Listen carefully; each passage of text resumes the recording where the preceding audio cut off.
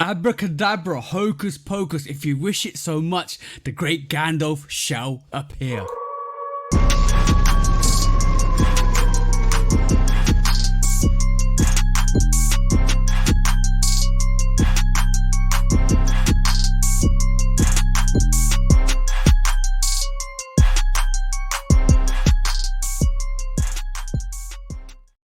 Hey, welcome back to the Shootout Podcast, episode 114 with me and the bro 808 Kicks ATL and Cam, the great Gandalf, the Shoe Dragon, is back with us this week because obviously we want him here to all talk about the topics, discussions, everything we got this week, and basically we go through it. But before we actually go into the whole main subject of this podcast, please do like, follow, subscribe, come and chat to us. Let's have a conversation. Let's break it down like we always do. And please do check out the Shootout Podcast on the YouTube channels and all the audio channels, because we're all on the audio channels because we love you so much. We want to give you as much information as possible, and we want to be everywhere so you can reach us. But what we're here to do today, bro? Same thing we do every week. Try to take over the world. Y'all Try to take over the world. There you go. Yeah. That's the one. Okay, cool. Because we've got the great Gandalf here today, we are going to go into a bit of a story time, bro. So, what's been happening in your realm, bro? like story, like literally off the cuff. It's like, hey Cameron, I'm not telling you what's going on in this podcast, but just tell us a story. It's all secrets. It's Dungeons and Dragons here, bro. It's food adventure. Wait. Oh my god. Hold on, man. For those of y'all that don't know, the voice that y'all hearing that y'all not used to hearing, it's the one and only Love for Kicks, Cam, the sneaker wizard, the shoe dragon, Cam Dolph, the great hope himself. The great sneaker hope himself. No. It's because of all the hope that you bring to the community. Yeah. Because he's conquered. He's conquered the eBay dragon dungeons. He's conquered that. That's no worry. He's conquered the StockX dungeons. That's no worry. He's conquered the DS dungeons. That's no worry. The trade block dungeons. I mean, he ran through them so easy. Exactly. Yeah, that's crazy, right? It's all about sneakers and dungeons today. Yeah, no doubt. No, there's actually, it's so funny because the last time I was on here, we went through and we talked about eBay quite a bit. Yeah. But yeah, no, there's been some new stuff recently, like some new strategies for sure. Oh, cool. Yeah. No, hold it down. Hold it down. We're not gonna give them everything. They got to come to you. We need the people to go to Love for Kicks. Love for Kicks on Instagram. Yeah, Love, and if LUV _ the number 4 _ Kicks KICKS, go to that page and hit the button, and if Cam deems you worthy, he will give you sneaker wisdom. I promise. Oh, whatever. Everybody's worthy. Everybody's worthy until proven otherwise. Exactly. And forget about the 20% discounts. Forget about the 30% discounts. Forget about the 50% discounts. If you're lucky, you might get 70% discount with Cam because it will show you the tricks and trades. And that's all I'm saying, because you need to go and check out Cam, Love for Kicks. Go and check him out and go and follow the bro as well. Speaking of discounts. As he holds up an off-white Presto. Yeah, for $250. For 200 and off-white Presto for $250. That's what he doing. For the audio audience, if we be telling y'all to go check the pod on YouTube if y'all want to see some of the stuff that we talking about. Cam, if y'all can see Cam's background right now, y'all will understand why we hyping him up. We're not even hyping him up. Giving him these many props. No, I'm talking about the other side. Oh, that side? That's all the custom stuff. Yeah. No, funny. I'm like your left shoulder. Yeah. Yeah. Like that's crazy. And remember, guys.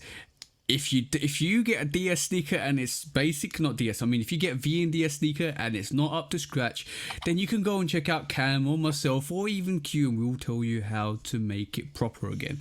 That's what you need to know. That's how you move as a sneakerhead, and that's what you do. But before, let's just go into story time.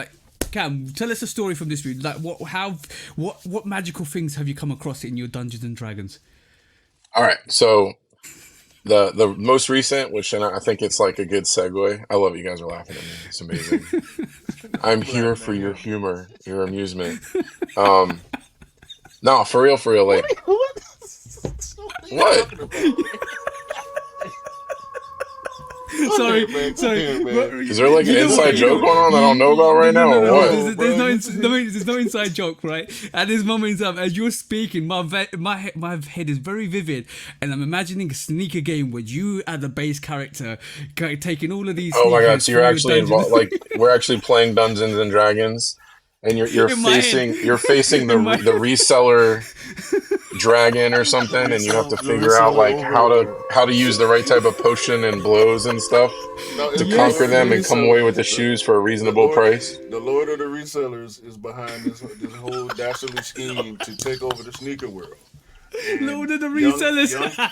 Young You know, he is Kemp straight up though. Like Kemp if you want to compare TJ to something, he's like the Noah's Ark of sneakers. Which Right? we know is Ark of sneakers. You buy everything so that like when there's a you know, like when the world ends, you'll be able to recreate all the sneakers. So Hold on. So you're telling me, you're telling me it's the sneakers coming too, but do hurrah, we double up sneakers all the time, hurrah. yes, dudes, for real. Like think about it. If the world ended and we wanted to recreate sneakers, right? Like post-apocalyptic, we just need to go to TJ's townhouse and like we'll be able to recreate every sneaker that's been released in the last 4 years. Yo, this is why friends shouldn't work together. we can't even get a story going because we cracking on each other so much. Wait a minute. It don't even start. If you want to, I mean, we got Q over there as the Noah's Ark of Funko Pop. So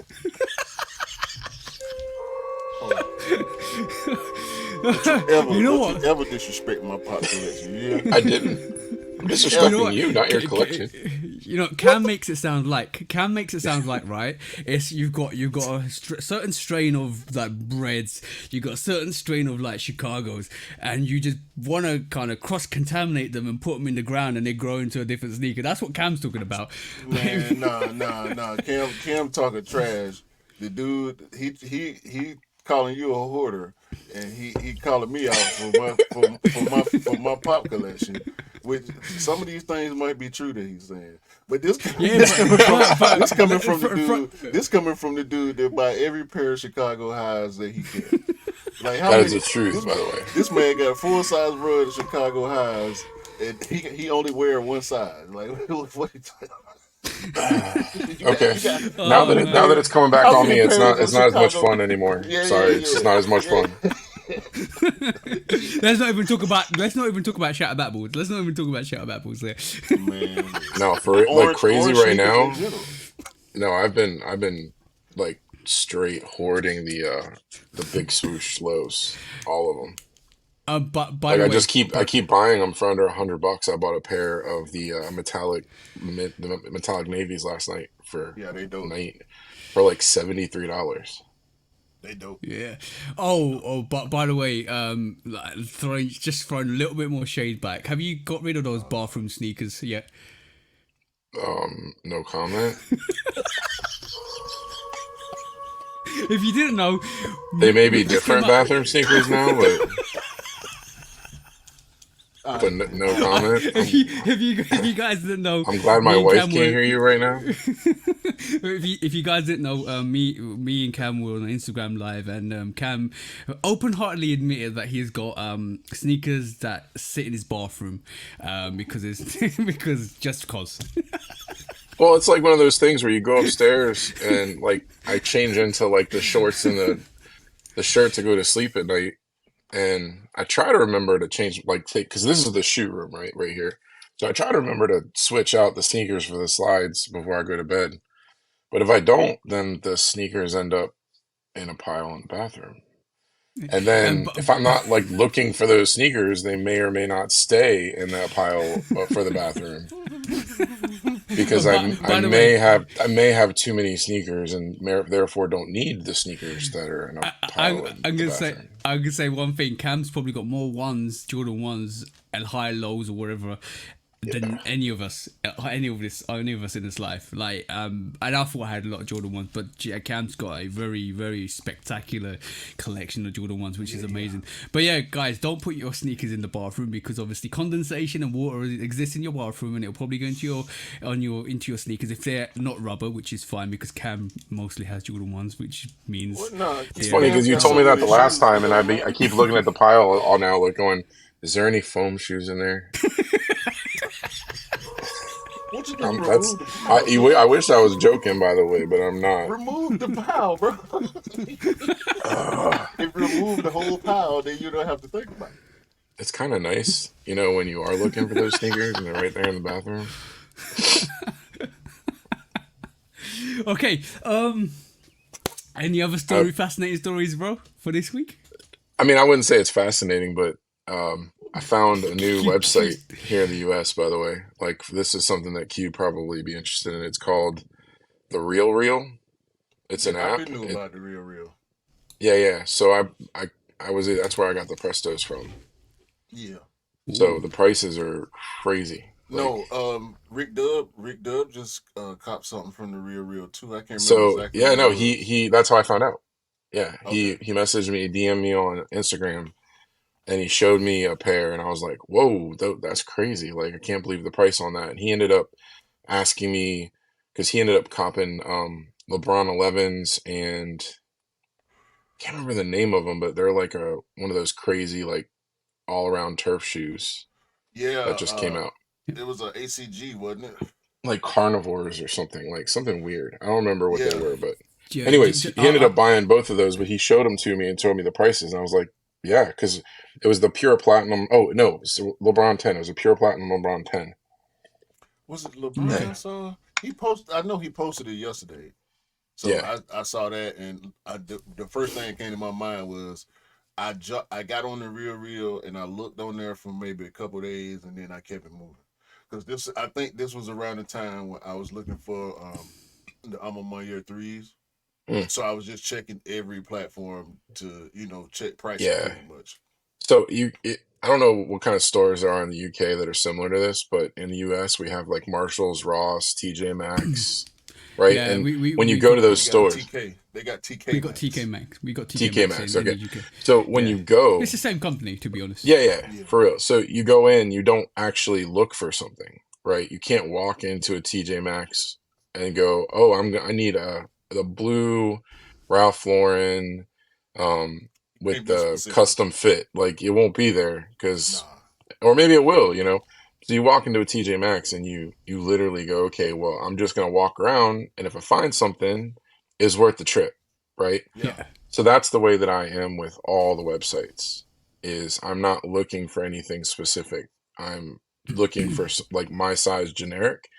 And sometimes it's for trade bait. So there's shoes that I'm getting all the time that I'm not even interested in, but I know are worthy of trades. Like I have oh, go ahead. Yeah, I'm just gonna say you got to be really careful, because basically, we're gonna talk about this in the main topic today. But like some of these, we'll talk about it in the main topic. But yeah, carry on. I'm just gonna throw a caution to it, just in case, just to make sure you don't go too far, give away too much. Yeah, no, I'm not gonna give away too much at this moment in time. But we are gonna get into that. But the main reason why we want to get into it is because we know your experience in that realm is gonna have a lot to provide to the conversation. You know what I'm saying? And a lot of good information that people are gonna be able to eat on. Because nowadays the way it is, it's totally different. So we try to help people realize the differences every week. But I think the conversation we're gonna have later on in the pod is gonna be a real big difference maker for some people. But I want to raise a quick question with you guys. I found this quite interesting, and it's not to do with the quick strikes or anything like that. I found this quite interesting. Do Nike or any sneakers sell out? And that's the question I'm going to throw to you guys. Just because of the reference, do you reckon? Yeah. Do you reckon they all sell out? You mean eventually? Dion's, yeah. Eventually, yeah. The Dion's gonna sell honestly? out. I guarantee you. No. I guarantee, bro. No, not the Dion's. Not the Dion's. I'm sorry. I mean, in general. Yeah. These Neon 95s sold out for sure.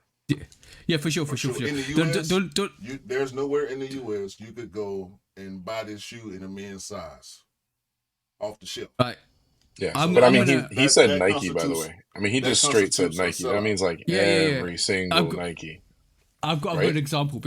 I got an example because I find it really weird that in the last couple of weeks, they in China the Nike restocked all of the Jordan 1 lows for China and dropped them, shop dropped them, and that was quite interesting. I'm talking about the Travis Scott 1 lows, the Phantoms, the Mochas, all of that stuff that came out last year. They shop dropped them 2 weeks back, and I was like, that's interesting. That's very interesting. Like, why do that?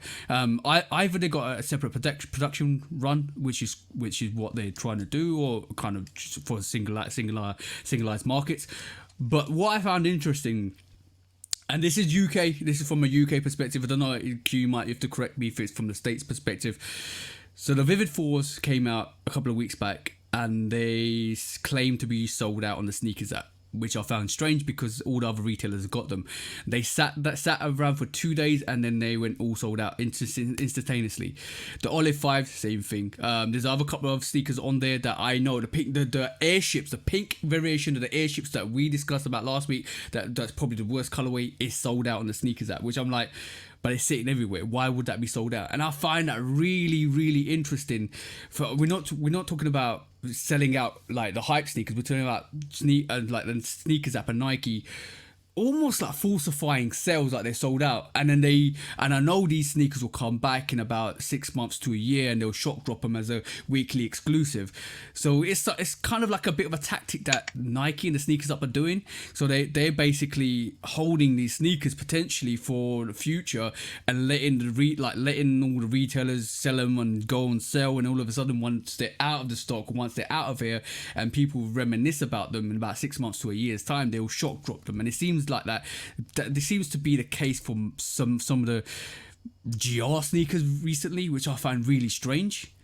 I just want to get your guys' opinion on it because this is what I'm visibly seeing in the UK. That is, I don't know what's happening in the US. Yeah, I mean, I'm maybe a little less conspiracy theory about it, Yeah. right? So He do this if you think about it, every time he do this, Cam. Every single time. I'm telling you. That's why I'm saying no. You just talk for 2 minutes straight. You ain't take a single breath. He do this every time. you guys are like, you're like a married couple right now, for real. No, because we've had this conversation several times on the pod, and we always come to an agreement, and then it'll come back in a different form. It's the same conversation. Do companies fake sellouts? Yes, we have agreed to that multiple times, have we not? Yeah. Restocks. Hold on. Go on. Restocks happen often in the U.S. So we know certain things have to be taken out of that conversation. Yeah. The limited, the Travis, some of the collabs, not necessarily recently, which is one thing that's definitely changed about that conversation is the climate changing has to change the conversation in general, right? Because more stuff is available. So from that aspect, I think is worth having the conversation and saying that it's different now than it was before.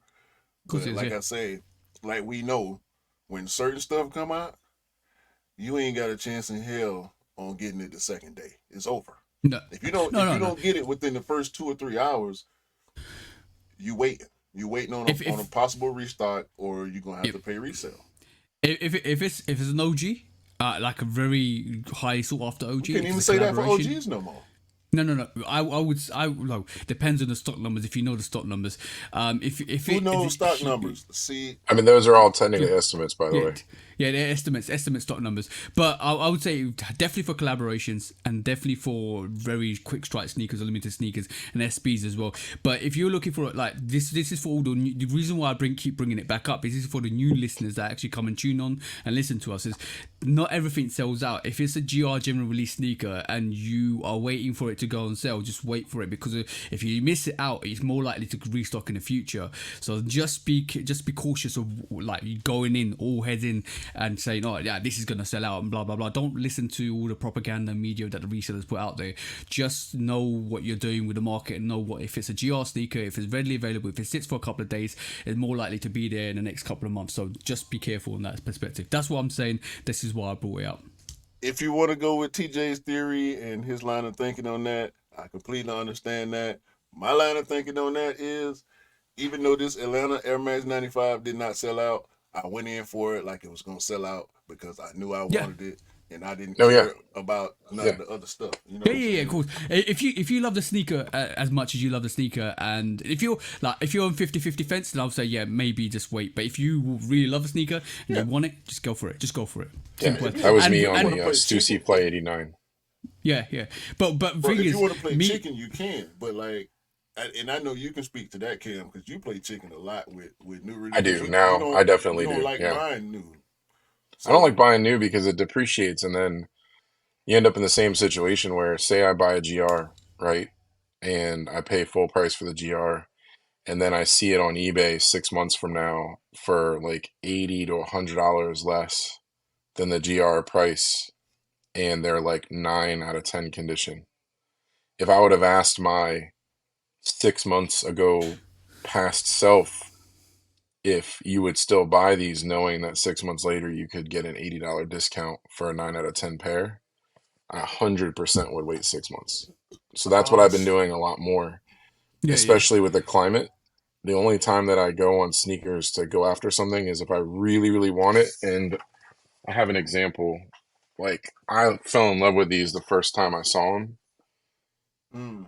Right? And so I went for these, and I think I could get them pretty cheap. Just for the audio listeners, what did you pull up? Oh, Jesus.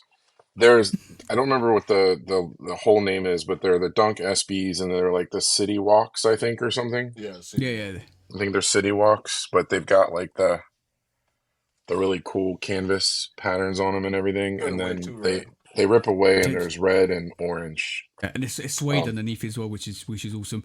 Yeah, no, these were amazing. But so I went for those on sneakers just because I really wanted them. Yeah. And the reason why we both, me and Q, both wanted those Atlanta's 95s was because we thought they were going to be limited. Because it was like a boutiques exclusive and all of that stuff. But case be it wasn't. It was a mass produced sneaker, which is good for us because it means everybody copped. But yeah, you got to know. I don't know how mass produced it really was because it only released here. Yeah, exactly. That's if you take all the pairs and only release them in one city, it's gonna look like it's a whole lot of pairs. Yeah, because the resellers didn't go crazy for the Atlanta 95s like they did for these neons, bro. Like I saw when I went, shout out to Soul Play. Went to Soul Play on the 23rd to get my Dion's. It was a line of about 20 or so people. Well, probably more than that because I stopped counting once I got in line. I was like number 18 or 19. And it ended up being a line of people behind me. I couldn't see how far back it went because I wasn't doing too much turning around. I'm focused on that front door. You know what I'm saying? I'm going this way. I ain't doing too much looking back there. But this one guy, the line started moving. This one guy come out, and he was looking about half disheveled. You can tell if he didn't look like he belonged in a sneaker line. Let's just put it like that. Okay. Bro, the dude come out the store. What the? Damn, got fireworks going on. I didn't do that. Go. Anyway, that was a little treat for the YouTube audience. No, the thumbs up was.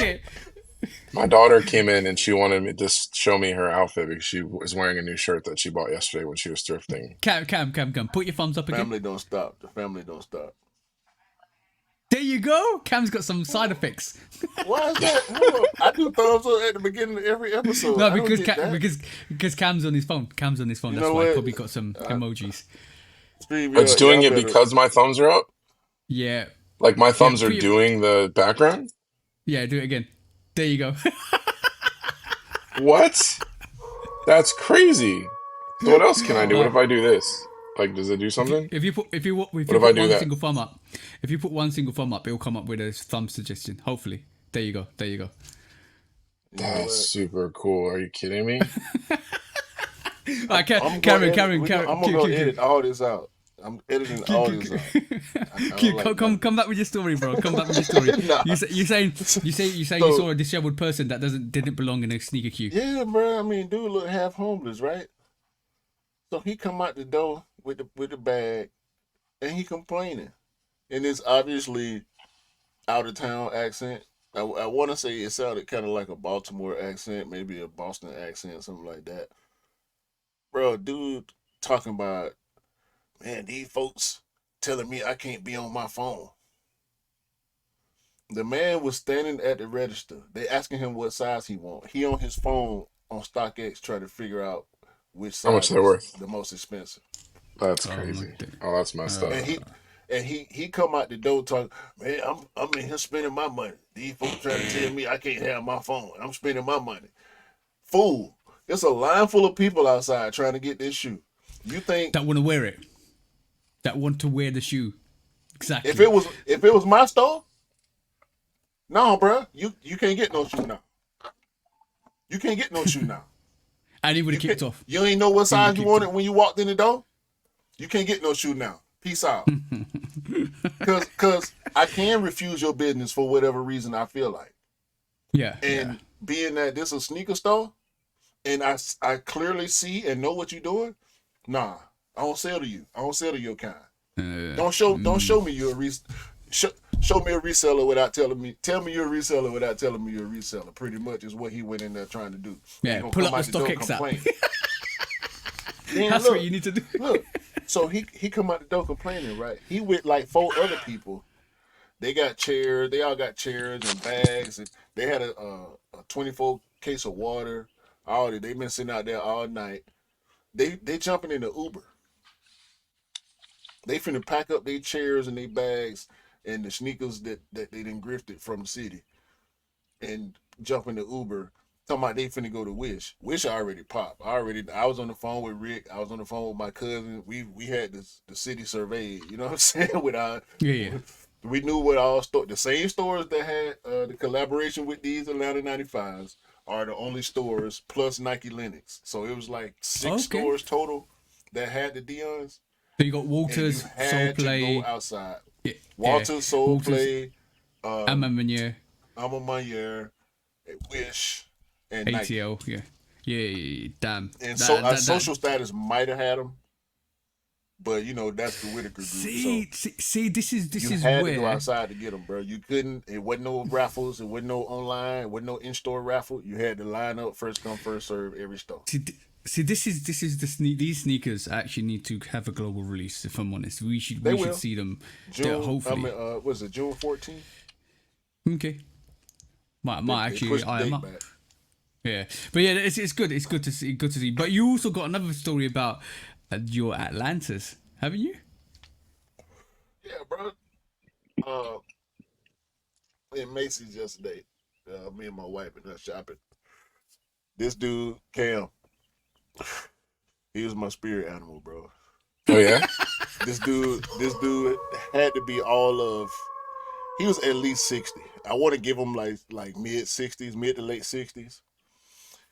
Polo with the big horse and the 3 on the sleeve. Orange. I know you like that. Orange polo.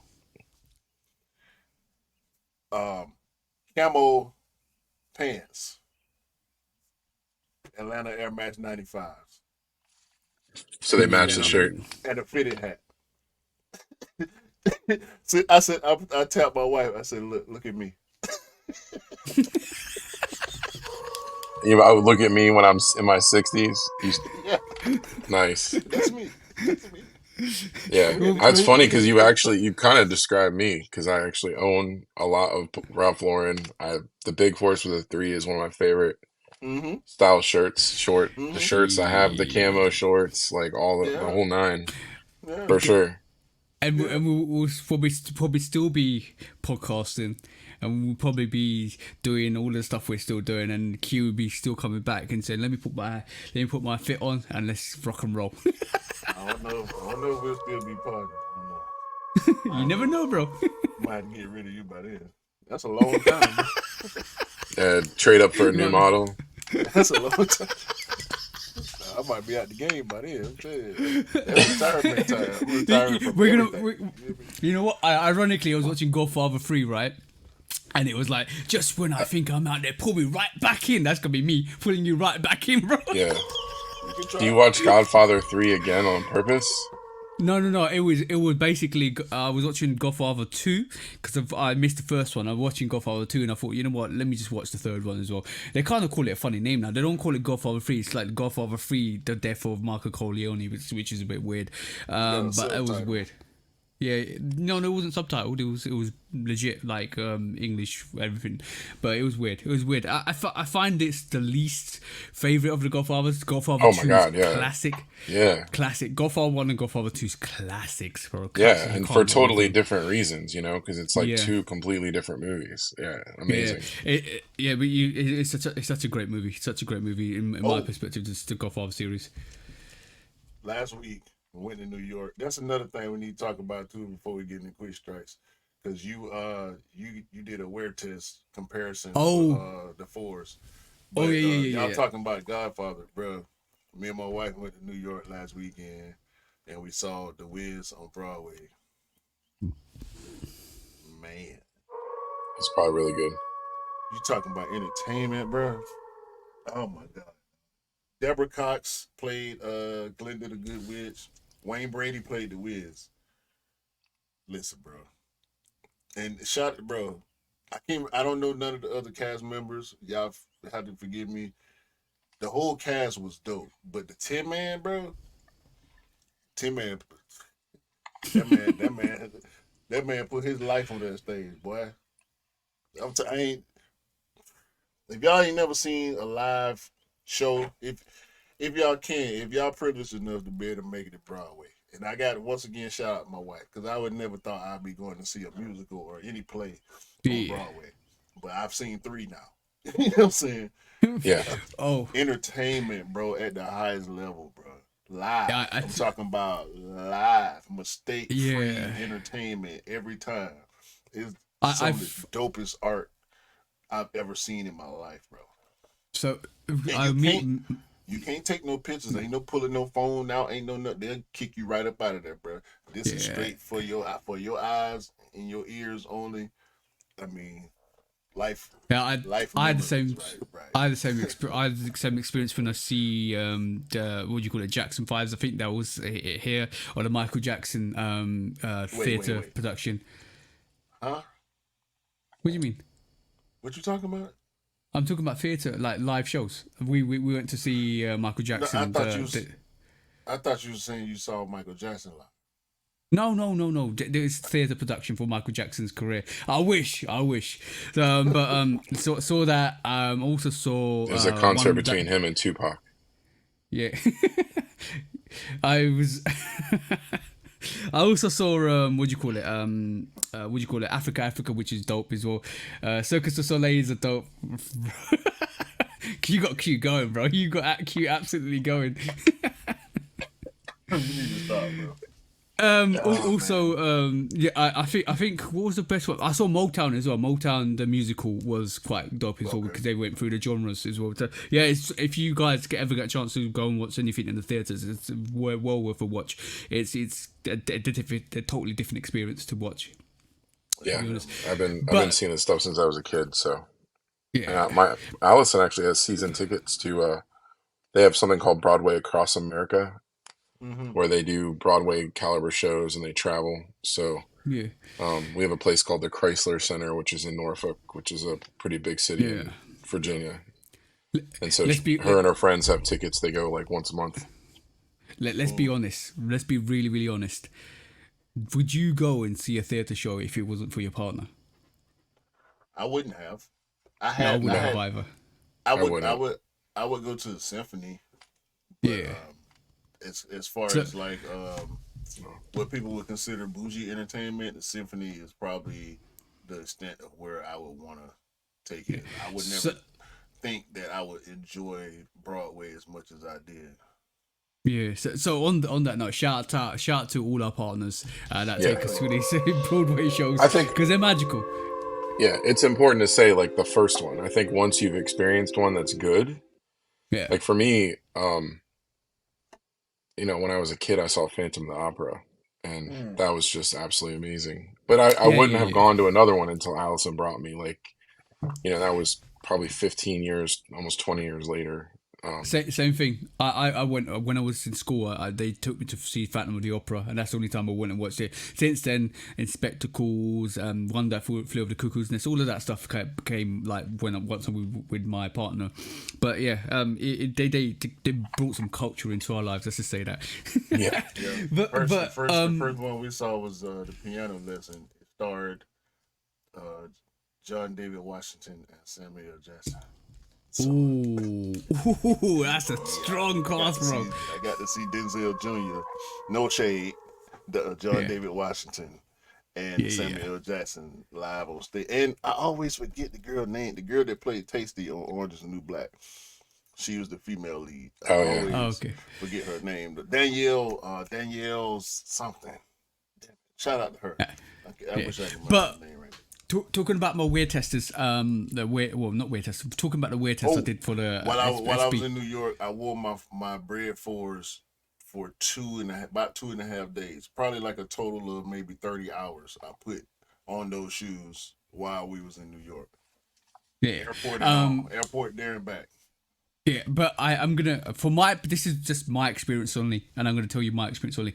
I wore the SB4s for a whole day, very comfortable. Don't get the sole ache that you normally get with a Jordan 4 because obviously from the back to the front you get a sole ache with a Jordan 4. You can eradicate that by putting that in actual customized insole in if you want to.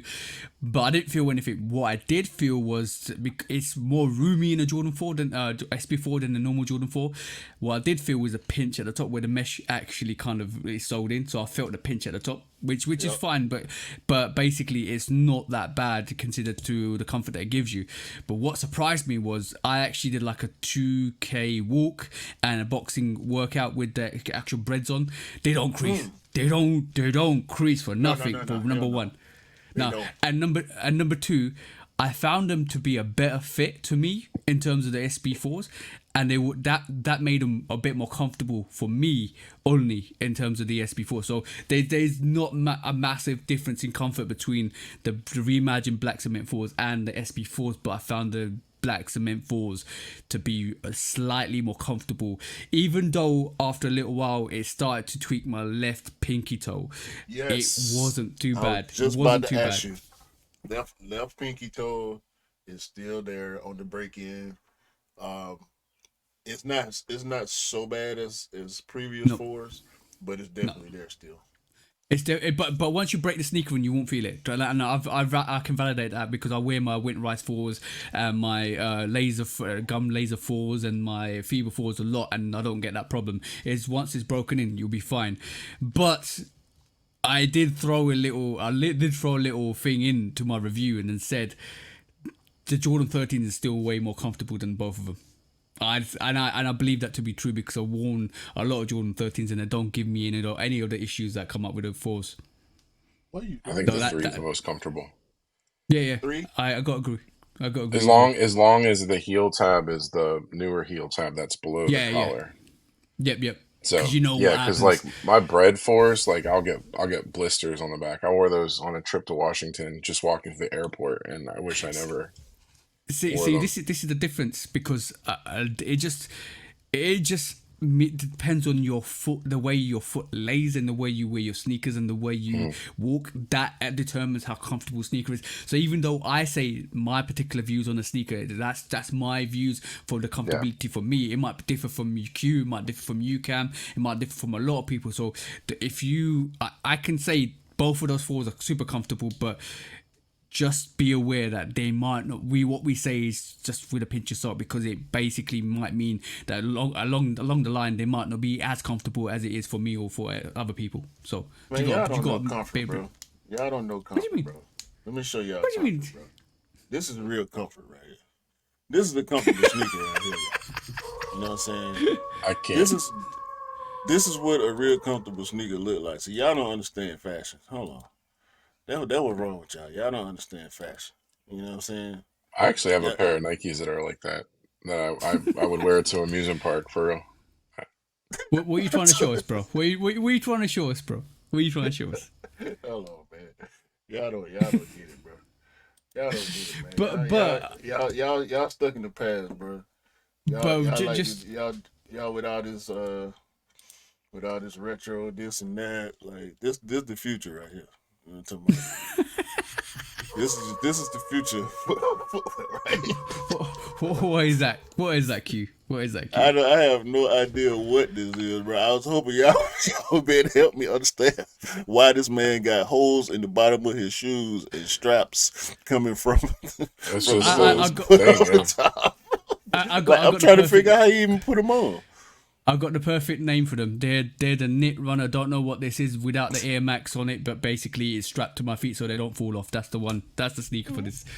Bro, I saw these at the airport, and you can see he got the luggage. He got the expensive looking luggage. I think it was all boot. This tracksuit, like this Balenciagas or something. Yeah, this glorious tracksuit that he got on. Say Dior like, on the front, so maybe these some Dior trash foolishness. I don't know, bro. They look like the sock runners. They look like the like Cam said, Balenciaga sock runners, NMD sock runners are one of the. There's something. Yeah. But yeah, I noticed something. Is what they are. Yeah, definitely. Like they say, one man's trash, another person's treasure. His treasure, or another man's treasure. So. Well, some people's trash is other people's trash. Yeah, true, very true. dumpster. But I did notice gas one thing though. Right Gas stations. But I did notice one thing though. When I was recording the on feet for the SB4s, because I did the on feet and my missus was got the camera recording. She goes, "You walk funny." I said, "What do you mean I walk funny?" It goes like you walk flat-footed a bit, because basically then I clocked because I had that duck walk because it was new sneakers. Remember, you subconsciously, like you said when we initially started the podcast, sometimes you walk the shoe walk, and it was like I understand, and then obviously over time you start to walk normally, but like when it's a brand spanking new, because that's the first time I worn the SBs outside, when it's a brand spanking new variation of shoe, you walk a particular way because you don't want to crease it, you don't want to do certain things to it, and all of a sudden you just end up just plodding like this, with like just up and down without the arch movement. And I'm like, I saw it and I was like, I need to stop because that looks really weird. I'm over there, bro. Like it was a phase for me. I noticed it. I knew I was doing it, and it became natural. Yeah. But it wasn't until I started wearing a lot of Air Max again. Because for a while I was just on retros, especially with ones. That's where the new shoe walk really came from. Me wearing new Jordan ones. But now, bro, I'll take my ones out and bend them. Like I done bent shoes on the podcast before. You know what I'm saying? Like I'm gonna wear it. Bro. I love as long as you're gonna wear it. Yeah. Rick Dub posted a pair of Chicago's. I'm pretty sure y'all saw it. They was so bent up, bro. Like you know how ones crease on the heel. Yeah. And the side of that toe cap. Like, and I'm looking at the picture of his wrinkled up ass Jordan 1s, Chicago's, and 3 years ago I wouldn't have felt like they were as beautiful as they are. Bro, like I feel the same way. I can't wait to the midsole is starting to yellow on my royal toes. I can't wait till they get more yellow. Bro, I have the same. I had the same. I had the same feeling with Jordan 5s, especially when the icy outsoles. And I was like, I'm going to keep them icy, But now I'm like, nah, that's a rite of passage. When they like yellow out, they look beautiful. And especially like when they age them out on purpose, like the Jade Horizon 5s. Beautiful. They look absolutely gorgeous. But, I'm in year 5s. But bro, I need to know, what topic would you take, or what topic of sneaker would you take to the gas station? Say what? It means so basically this little side segment that we do every time we get somebody on, because when you initially first came on, we didn't have the same subject that we have now. The gas station sneaker is a topic gas station sneakers or gas station topics is something that you take and leave to the gas station for everybody else because it's so horrendous. So what would you put in the gas station today, bro? You never seen gas station sneakers before? Like, you go in a little gas station, they got the bootleg Nikes and Yeezys. And Yeah, I know. like I totally know what you're talking about. I've never seen them here. But you have seen it before. I've seen like Instagram things of it where it's like the fake sneaker. It's a real thing. It's a real thing. I see gas station sneakers all the time. So what sneaker that came out from whatever brand would you relegate to the gas station? Relegate. Dang. That's a hard one, man. It don't even If I said Air Max 95, would you start crying? No. We might kick I your would consider podcast, kicking bro. you off the podcast. I'm just kidding. Oh my god! So like, it has to be a sneaker that I basically despise. Sneaker or a subject or a anything that you it despise. Could be a discussion, something about the culture. So okay. So if it's cultural, it would be. And this is gonna sound crazy. It would be the Jordan 1 Trophy Room High. Ooh. Because like that is actually, to me, that, and there, I mean, Marcus Jordan still has not gotten over the stigma from backdooring that shoe the way that they did. Yeah. So will I ever own that shoe? Like literally, and being a Jordan 1 fan and a like Chicago variation fan and everything else. And you guys know this already, so I'm just restating the obvious to y'all, but I will never, ever own that shoe. Ever. Ooh. Let's just say shots fired if I can. Yeah. So like that, if you think about it from a cultural perspective. Yeah, no, that's it. That's it. This week's gas station sneaker is the Jordan 1 Trophy Room with the blue laces. Hi. With the blue laces. You gotta have the blue laces. The friends and family? No, because the friends and family was supposed to be backdoored. Like, that's the whole point. It has to be the regular release. Yeah. Facts. We putting blue laces in there too. All the fake blue laces that people were selling on eBay I know, for $100 without the shoe. We're going to put all the fake laces in there, all the fake Trophy Room ones, all the real Trophy Room ones that got backdoored. Just sit them neatly in the gas station in front of the Cheetos. Ironically, I saw somebody wear the Trophy Room ones, and they were absolutely beat to shreds. I'm talking the Trophy Room 1 highs. Fake.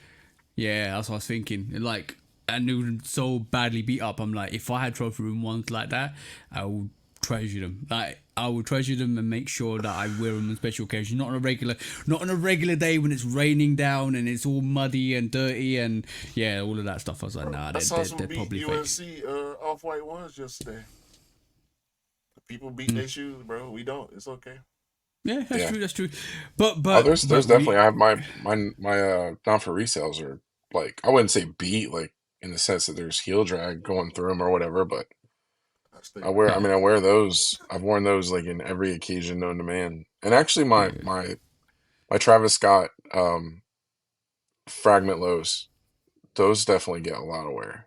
Yeah. Well, these my go-to formal sneakers, the neutral gray lows, not the 85s. Beautiful. Bro, look, they're beautiful. That's the dirtiest they've been. That's Yeah, it looks beautiful. like And they they're got not like even what, creased. ketchup on them or They- something. No, that's mud. With mud. Yeah, I'm being that looks How like do you honest. get blood, like bro. one little dot of mud? Look, I don't care, bro. They don't This, crease. That's the thing. These Yeah. these premium, like I don't the care if they quality on do. that is absolutely Because beautiful. when I put my foot in them, they gonna do that. Yeah. So I mean, they But gonna creasing stay is in there. not a bad thing. It's like weird creasing. You know what I mean? yeah, So I was actually wearing these yesterday. Yeah, this pair right here. So I was wearing these, the Chinese New Year's yesterday. I've actually, for whatever reason this week, I really liked them, so I wore them a couple times. I don't know if you guys can see it, but there's a weird ass crease like right Oh, you there. cut them. Yeah. And it's because this is like a kind of a nylon material. Yeah. so But like, basically, but it's an yeah, so I unregulated mean, crease. yeah, so if I get if I that. could go back I to crease free versus that, then yeah, and would yeah, I do You that tried to to steam these? them? Hell no, because of the You nylon tried I to thing. get steam that them? with the. I haven't tried anything yet. I just literally noticed it yesterday when I was wearing them. So, Okay. I but get that same I do have a crease. steamer. I get that same crease on the PSG one highs that with a nylon neoprene material. That is the material that does that. It kind of creases and it kind of creases that way. But Cam, you're not off the hook yet. Oh, okay. All right, loose shoes are dump. This is something we did when you wasn't. We invented this when you didn't come on before. So loose shoes to dump is you lose a sneaker, you choose a sneaker. When you lose a sneaker, it means you lose it and you give it to the community. When you choose a sneaker, it means you choose a sneaker for everybody. And when you dump a sneaker, that means you dump it out of existence. It no longer existed in our existence at all. So loose shoes or dump, OGs, GRs, or collaborations. Oh, so those are the three choices. Those are the three choices. Okay. So explain it. So the first one is I lose it, but everybody else, Gets it. Gets it. and then the second one is it's like When you When choose you it, choose it, you you everybody get it, choose gets it, then it. everybody gets else it. gets it. Okay. And All right. dump So it the it thing never that even most interests happens. me, to be honest, because I like crazy, right? So like, I just showed that, and I showed these a little bit earlier. Like, I would Yeah, rather wear Prestos the and crazy shoe than the normal one. So I would say choose would be collaborations, Yeah. okay, but not because okay. of the hype. It's just, No, if no, you no. actually want an interesting sneaker, generally collaborations are going to be more interesting than GRs, Agreed, Facts. agreed, agreed. right? All right. And then what were the other choices? GR and what? OG. Oh, OGs. Okay. So OGs, OG. maybe I should change my choice. I don't know. No, no, no. What you You have to you do, locked it what you in. have to do is All right, dump. so What you have OGs to have do got is to be dump like first. OGs have got to be a lose. Like maybe that's a good one because Yeah. I do choose to wear the crazy stuff over the OGs more. Like I have breads and Chicago's and Yeah. Yes. UNC's. I have So, I literally have every single colorway of OG and Jordan 1 that exists on this planet. okay. So I would say lose because I've lived through it. I lived through it the first time they came out, and I'm living Yep, through yep, it yep. again. And so, but I wouldn't want everybody to lose that opportunity. And then GRs are an easy dump. So Let me just remind you, Cam. You just dumped the shatter backboards. Mm-hmm. GR? Yeah. Yes, it's a GR Oh, It's a sneaker. well, GR. it is what it is. It's a GR. Peace out. Guess what? Peace out, Guess shatter what? backwards. Guess what else? Guess what else you just dumped? That Chinese New Year. It's not a collaboration. No, I know. That Chinese New Year is gone. There's a lot Nike of stuff that's SB, technically, yeah. Nike No, I know. SB Every does not Nike SB, yep. exist. I get it. just I just to get rub it. it in. Just to rub it in. All right, cool. You're Yeah, still my not off the like hook, my bro. yeah, No, no, no, no, my no. not for resales, they're gone. Yeah, I know. Right, you're still not off the hook. There's another one, bro. I've pressed the button right again. I like the choices Right. though. That was logical. Yeah, that was logical choices, but it's shocking to realize that what you dump is like you don't exactly think about. Loose shoes are dumped second round. We're going colorways. We're going the shatter backboard colorway. We're going the Bordeaux colorway, and we're going the bread colorway. Loose shoes are dumped. Okay. So that's easy. So I think you were asking shatter backboard because of me. So I'm gonna say choose shatter backboard, lose bread, and then Dump Bordeaux. dump You gonna Bordeaux. dump Burgundy? Maroon? Yeah, I You mean I don't dumping care. I don't maroon? Yeah, I'll dump maroon. I'll just wear like a maroon something else. I'll wear You maroon choosing New orange? Balance. That's funny. I thought you would choose orange and lose maroon, or the other way around. But Yeah. I thought you would dump bread over orange and maroon. Oh my God. Bread is like a staple. It's so No, funny it's too because late. It's too late. no. I'm saying because I know I chose bread for everybody else. Like again, that's an OG Right. that He falls in the gave same us category. bread. Yeah. And then I understand that I totally screwed myself about the GR thing, but if I had to choose between a bread and a cheddar backboard, I'd choose cheddar backboard all day, every day. Yeah. So I knew that's you was actually gonna like choose orange. I knew you was gonna choose orange. Or maybe That's crazy. maybe we should have thrown pink into that equation instead. I love pink so much. No. I can't do it now. I didn't We want to can't do do it that. now. I didn't want to do that to you. I didn't want to do that. I thought about I it. think orange would win over pink though, but I definitely love pink a lot. Yeah. That's hard choices. Well, that's a segment loose shoes or dump. But now we go into the main quick strikes. Yeah. So let's go into you might have handled the loose shoes or dump the best. You mean the best? You handled it the best. Like other people be up in the air, struggling, they be mad at us and everything. Like, why are you even asking me this? Well, I don't know if they know this, but after we did it, it didn't actually get lost or chosen or dumped. Like everything's still here. So yeah, everything's no need to get mad. All of my GRs are still behind me.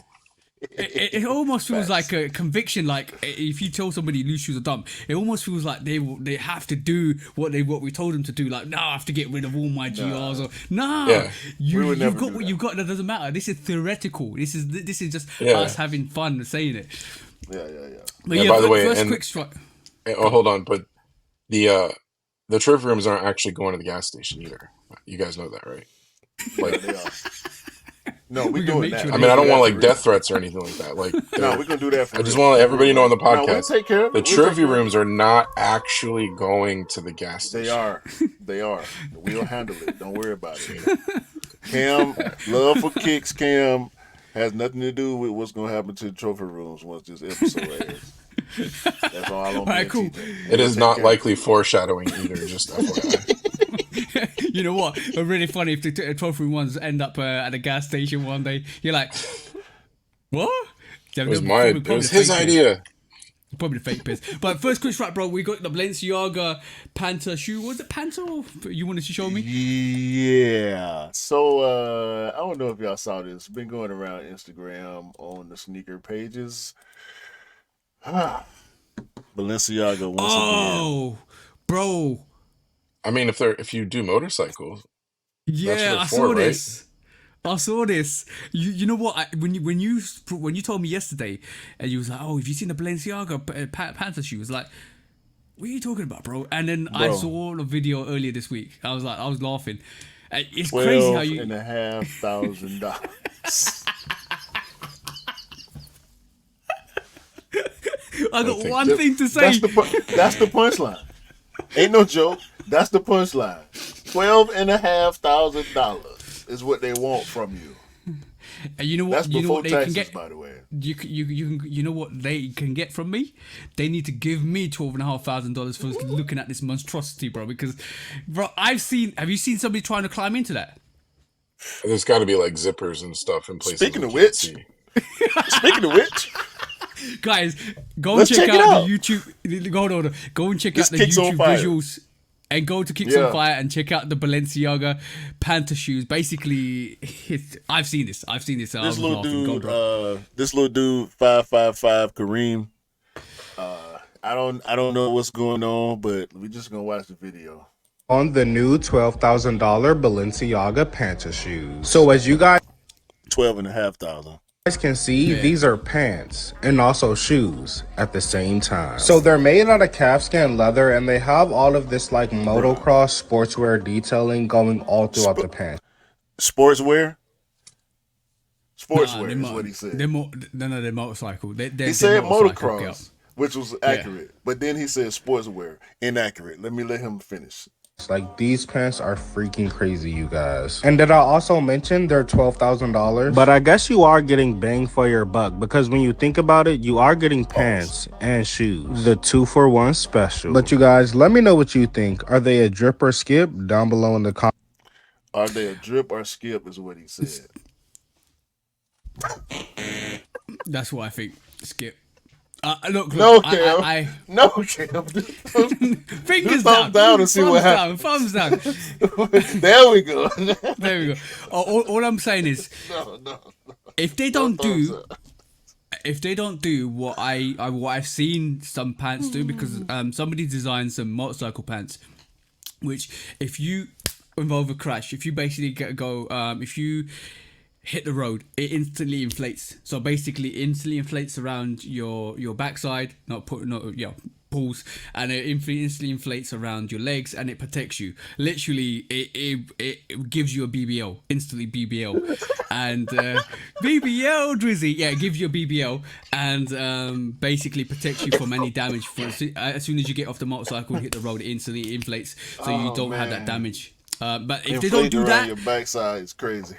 Yeah, I've seen, bro. That's a new innovation, because they're making airbags for your motorcycle, which is great. Those, yeah. The ones with the big back plates and stuff like that. Yeah. And if that Balenciaga doesn't do that, look like that. No, get them out of it. Get them out of it. This is like mischief-ish. This is biting mischief, I think. To be honest with you, yes. Slightly, this is definitely mischief-ish. The high fashion brands bite more than anybody, bro. Oh yeah. Of course they do. We know that already. That's $12,500 for that, or $12,500 for nah. But wait, you can't there's justify more. Oh, bro, what? But just this silhouette inside of the dust bag, that's a crazy shoe. It's Balenciaga, so you know it's gonna be crazy.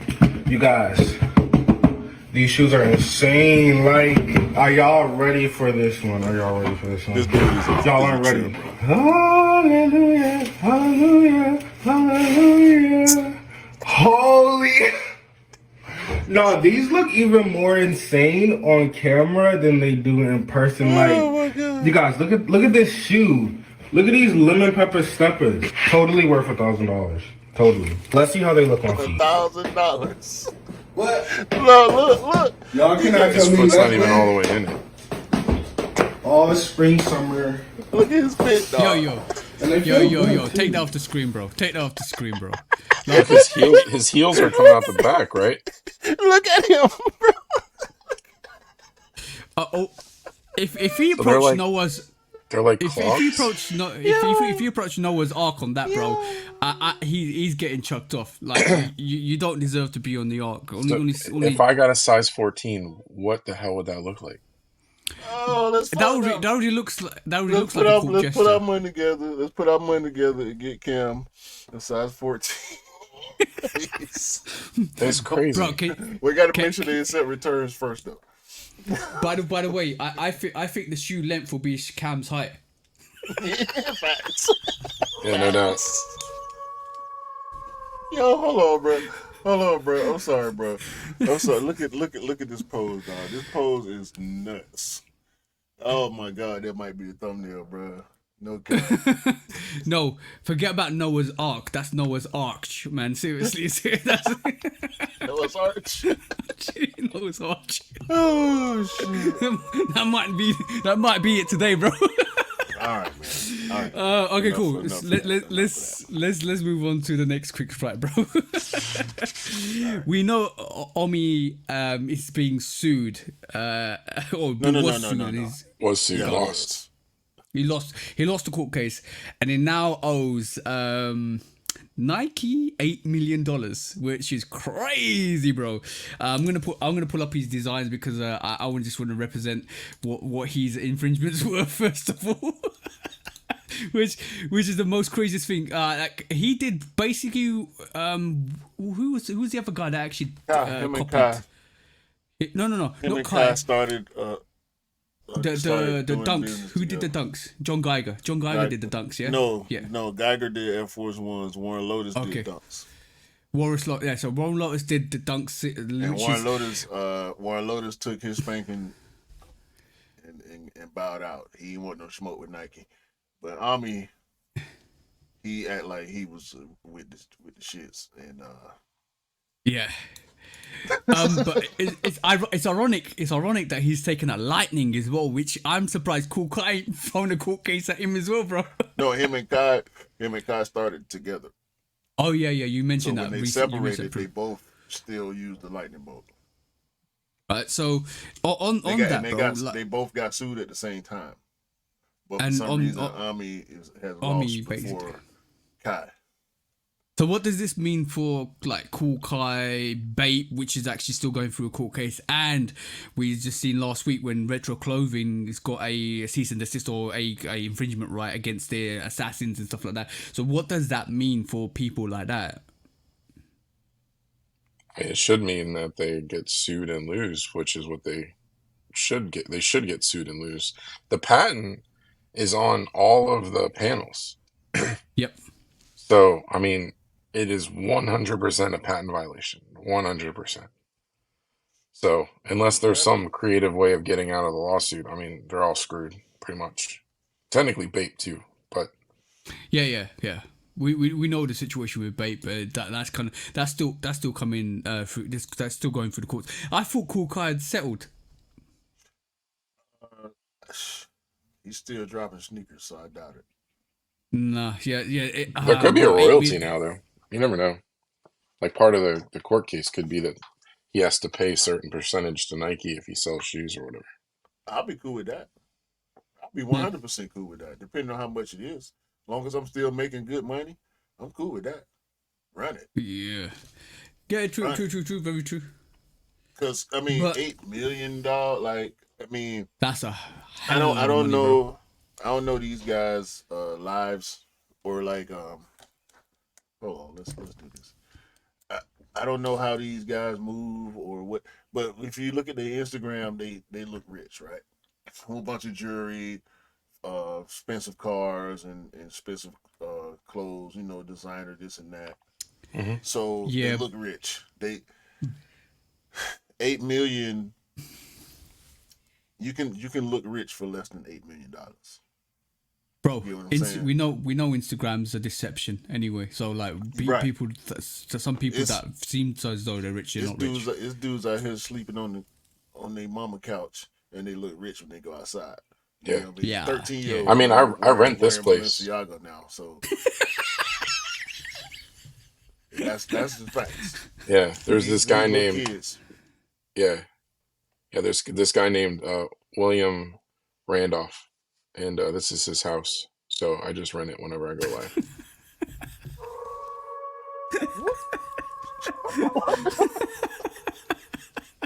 but I thought we were admitting to our deceptions. All right, your turn. What's your deception? Nah, I ain't got the deception, bro. My background's a green screen. Right. I can't reach over to get a sneaker. Nah, my editing skills are that good to where every time I grab a sneaker, I'm editing it into my hand. Well, bro, you know what? Wow. Those Funko Pops look, they haven't moved at all. They definitely could be a screen. You know what? You gonna keep trying to shame my pop? I got pops all over the place, bro. Like, you gotta stop. You gotta stop, bro. I got a bag of pops right over there that I ain't even pulled out yet. So you trying? you got Q vexed. And this is the way. We got all four Ninja Turtles and both Rock'em Sock'em robots. Nice. We got Copra today. You get one. Oh, a little like Oprah's favorite things moment. Pop game series, Cam. You gonna stop? Copra. We got Copra today. You get a Funko Pop. You get a Funko Pop. But yeah, I ain't get out the pop game when the pandemic stopped neither. Just like sneakers. Yeah. I still buy pops. Exactly that. But I think Nike made a big statement, especially with that 8 million payback. So it's gonna be quite interesting to see what happens with other collaborators or other people who infringe that trademark. And it's gonna be interesting to see what happens with Cool Kai, Retro Clothing, because Retro Clothing, I think even though we said if it's what retro clothing doing is getting them one off and moving on, I think that's not good enough. I think Nike's going to go back and say you still did it, you still owe us the X amount of money because you still profited off our intellectual property. But Well, it's it going to was be a cease and interesting. desist. So all they Yeah, got it to was a do cease and desist. is abide by that, and they should be in the good. The problem with Ami and Kai is they kept producing products. You know what I'm saying? Yeah, yeah. So But retro clothing looked like they might do it, but might be doing what was that? The Supreme variation. What was that again? I can't remember the name the now. Supreme from the Simpsons. Supreme, and they've got another Assassin 2 potentially coming out. So, Yeah, but they ain't Assassin 2, stopping. yeah. Yeah, they're not stopping. They're carrying on with what No, they're doing. that's But like, ain't the Supreme is the Assassin 2, I think. okay, I thought it was separate. But No. but like we said, Fox might be getting on board, and with that court case, it might be a bit more serious in like terms. But yeah, obviously that Bape situation. But there's a lot. There's been a lot, and it's come more. There will be more innovators trying to hit that intellectual trademark or trying to buy into this and profiteer off this, and they might not get a cease and desist in the future. They might just get a okay, we're coming for you now because we've just hit Omi in a Hellcat with a $8 million loss, like compensation fee.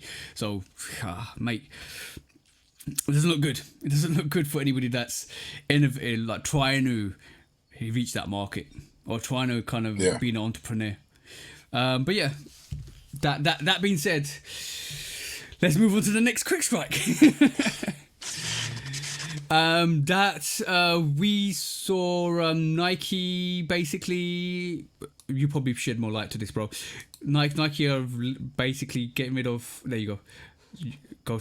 Go back to your one.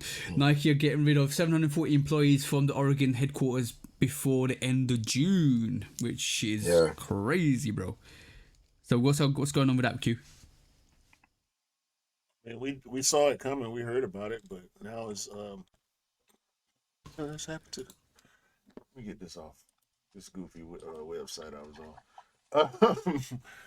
Yeah, bro. So I suddenly feel like I need to get Verizon. I don't know why. Yeah. But Nike are basically we heard like a 2% decrease from last year, and we kind of predicted it at the beginning of last year to say, well, they listen to slow down, we're going to see a slowdown. So it was said in February that they were going to lay off 2% of the employees, or about 1,600 across the workforce. It looks like 740, which is like a lot. It looks like nearly 50% of the employees are coming from Oregon, which is crazy. And this is the first lot of reductions, which is quite crazy in its own self, because it does feel like there might be another lot of reductions, and it might hit Oregon again, it might hit other sectors. So it does look like Nike's, like he did say, we're going to involve ourselves in innovation and marketing. We've seen that with the Paris lineup for the Olympics, and it does seem like they are getting rid of a lot more employees. I do believe some of this reduction is due to the innovation that AI also brings, because AI streamlines and allows you to productively do designs which are out there and then they can utilize. And it means that you don't need the same kind of designers to do all the same sort of staff to do what they're doing. I'm one of my mates that actually works in CGIs is actually having the same problem with AI. Not problem, but more of a streamline with AI and staff, because they're losing staff members because AI is more of a productive tool to use in that industry. So that could be a potential reason why Nike's gone down this route. But give us a lowdown. What you guys think? So, I mean, just pure corporate strategy, right? It's like, Yep. forget the why, I guess. Yeah. So anytime that a company is not making as much money as it should, so just keep it super simple. And it's a publicly traded company, right? So Nike is on the stock market, right? US Stock Yep. Exchange. So to continue to provide value to their shareholders, they have to figure out a way to take the money they earn and still give the dividends that their shareholders are looking to receive. Mm-hmm. And the only way to do that is to reduce overhead. Mm-hmm. Overhead are people, and then people cost more than you think, because Mm-hmm. every person has a salary and has fringe benefits. Fringe benefits being, their 401k, their health insurance, so on and so forth. So and it is expense a accounts. super common strategy, even to a fault, because sometimes there's companies where you manufacture or you design and you lay off a significant portion of your workforce so that you could still make your margins. And then later on, when your work ramps back up, you need to bring people back, and those same people are not there anymore. They're off getting other jobs. And so you end up with like, green labor, and then you're not creating as good a product or as fast or as efficient. So, but yeah, it is Mm. a corporate strategy when you need to keep your margins to lay people off. So I Plus, think that's what it is. Like I think that's more than anything the reason why, Yeah, personally. But I totally agree with you, Cam. But what we're finding at this moment in time is not even sneakers, in a lot of industries, the AI revolution, and we're calling it a revolution because we've gone through phases of different revolutions through our humanity. This AI revolution is allowing more of a streamlined approach to staff as well. And I'm not even in the sneaker industry. I'm not even bro, talking bro, about bro, sneaker bro, bro, industry. oh bro, yeah, bro. no, I get that. Yeah, Stop saying it soft, bro. You yeah. said it right, and then you changed it. You corrected yourself. You should not have corrected yourself. It's a No, problem. no, no. No, it is a problem, right? It is a It's a problem, but problem. but it is a problem for the people that work in the companies, but it is a solution to the uh, bigwigs. Let's just say people Yeah. high up, because it allows them to be creative without the need to have the staff back in to do it. And so in some circumstances, it allows you to streamline your workforce, and Mm-hmm. to allow you to streamline your workforce means you save, like you said, the initial costs. So what we will find going forwards is this whole transition with losing staff might not degrade the quality of the product. It might allow more innovation in some sectors, because Mm, AI allows you to, if you have the right personnel in place, AI allows you to manufacture and develop and design unique Yeah. stuff. And we've seen that some last year and the year things before. Ironically, it's Some not technically unique when you consider it. It's just unique to a human because exactly, they can't take every example that exists over the last whatever and put it into and one. menu and Yeah, then combine it into one. So like Q, when he does music, part of his music is going to be based on his experiences and other music he's learned. But there's going to be this aspect of his music that is like materializing in his brain at the moment, and nobody else could come yeah, up with that other than him. If AI wrote a similar song to Q, it would be based on every song that exists, right? And yeah. therefore isn't technically unique. It's just a unique combination of what already exists, which is still kind of what Q's doing, because again, he's influenced by what he's already listened to yeah, and his it's still experiences. it's But replication in some form, but yeah, but so Yeah, it's definitely the human interesting. So element, the human element, bro, can never and should never be replaced no, no, when no, it no, comes no. to creation in all forms. I'm talking about, and we talking about sneakers, right? And back to the layoff part of it, they finna gain so much. We talking about Nike. Think about all the employee discounts and all the products and all Yeah, the corporate expenses. A lot of them people got expense accounts, and yeah. a lot of them people take flights and drive cars and have credit cards that are paid for by Nike. You know what I'm saying? So hmm And the Oregon has levels, probably the higher cost of living compared to other locations that Nike has facts. offices and and stuff. Mm-hmm. let's just say a baseline AI product is, say for us to get a baseline product is probably like 500-600 pounds, but it's not as equivalent to something like Nike would actually get a baseline product for, say, 20 grand or 30 grand or even 50 grand. But with one product, you don't need the potential of 10 staff, which is 10 times the value of that product, which therefore, and not including the benefits, so I'm talking just the wages, therefore that justifies using that AI. Yeah, I kind of feel like product lines like ISPA would still need humans, Yep, because yep. that's more like art. But then the retro, I think the retro colorway concept, like Jordan 3 is still a Jordan 3, it just comes out in a new color variation. I think that would actually benefit from AI over a human because the Yeah. AI would be able to understand based on what's being purchased what colors are the colors they're going to sell the best, and probably even And which variation, like what panels need to be what. Like, for example, the Almond Meniere threes that are coming out, like I absolutely hate them, but I hate them because of the colors where they're located. So What about the mock-up?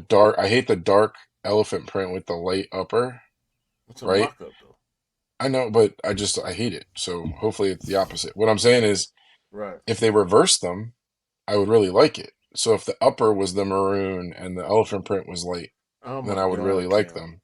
Cam. But all I'm Cam. saying is Hold like on. No, no, no, AI no, may no, no, no, actually no, no. recognize that there's more people Hold like on. me that like, Hold you on. know, Hold on. Hold on. Hold on. Think about this. Think about this. Think about this. A maroon, all maroon Jordan 3 with gray elephant print. yeah, it'd be dope. Oh my. I The think there's something the similar coming. like the maroon 5, but a 3. No, Yeah, like I think that I think there's something coming. I do. I've seen something. I You think that did might it. be coming. this Yeah, and maroon. but This maroon. with maroon.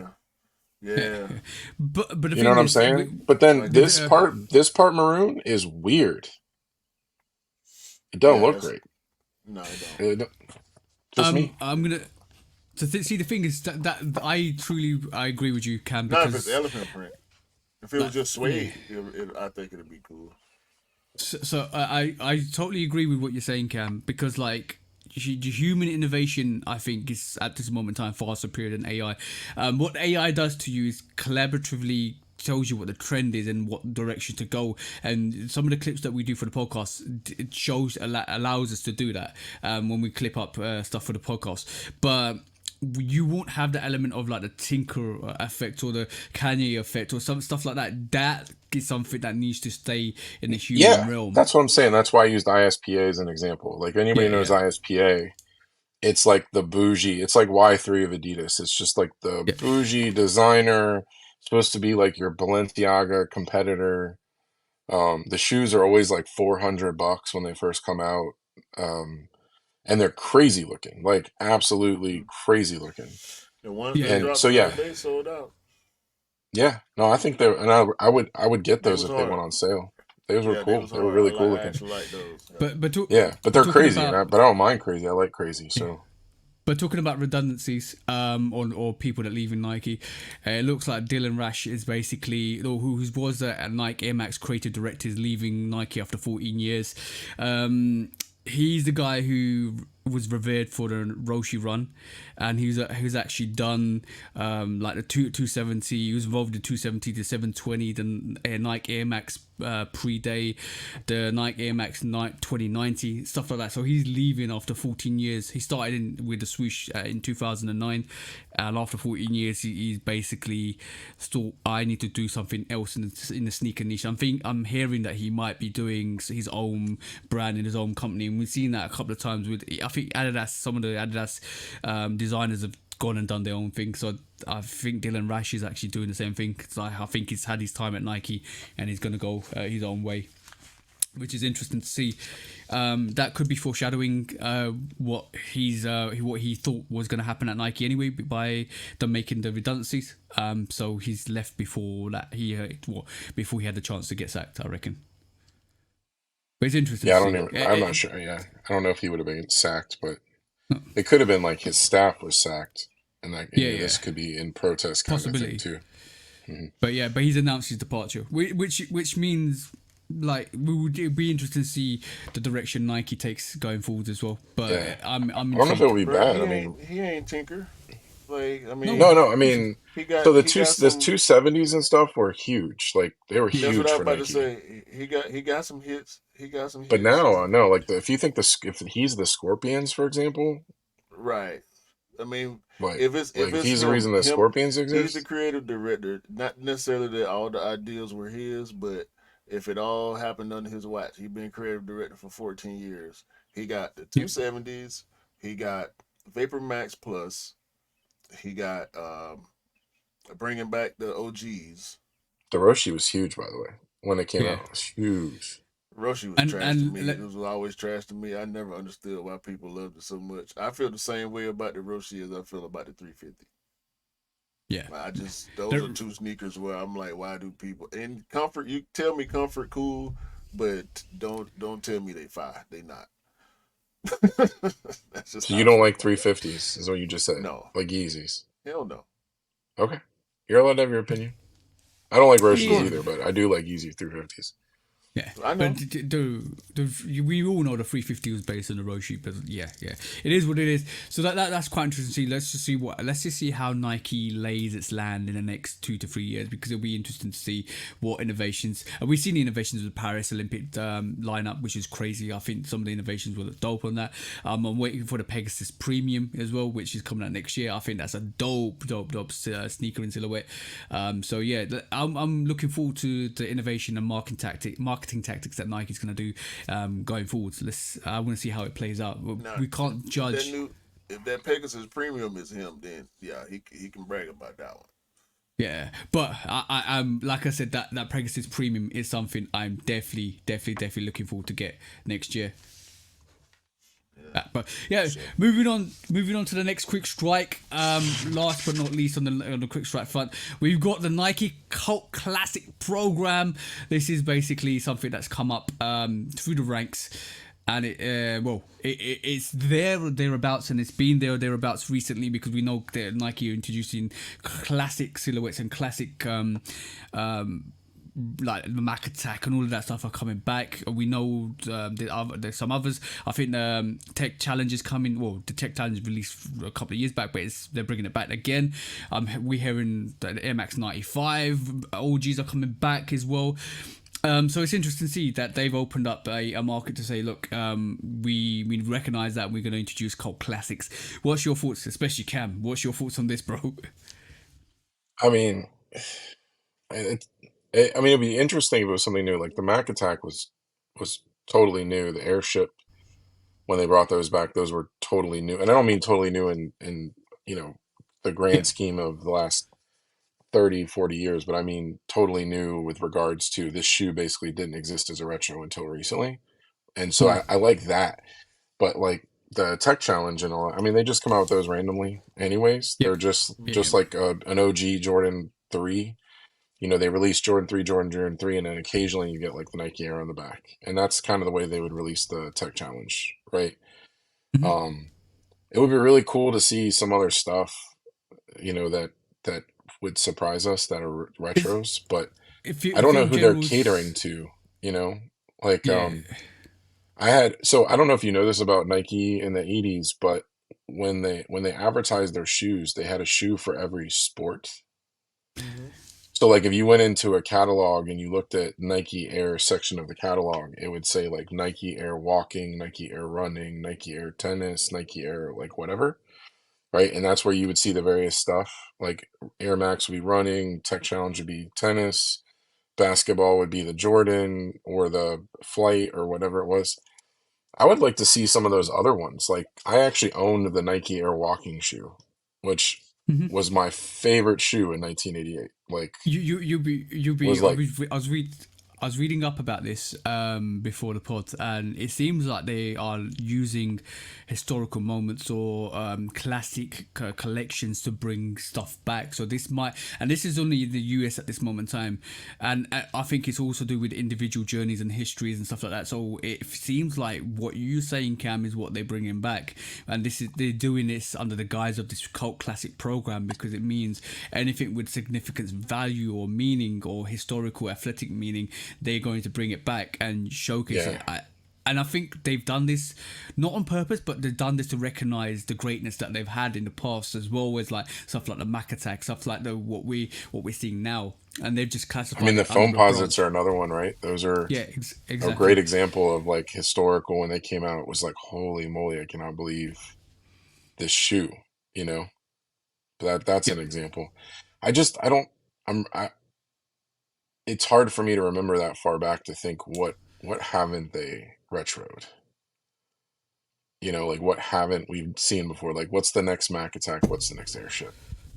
So, bro, it's Depending on who you ask, because I can run off 6 silhouettes that they ain't released recently right now that I want to see. You know what I'm saying? I mean, the one we know the Air Max 180 coming back is supposed to be part of this cult Oh classic, yeah, yep. but Air Max 180. Yep. this whole cult classic thing ain't nothing but a narrative to put with Yep. it's a title, it's a rollout.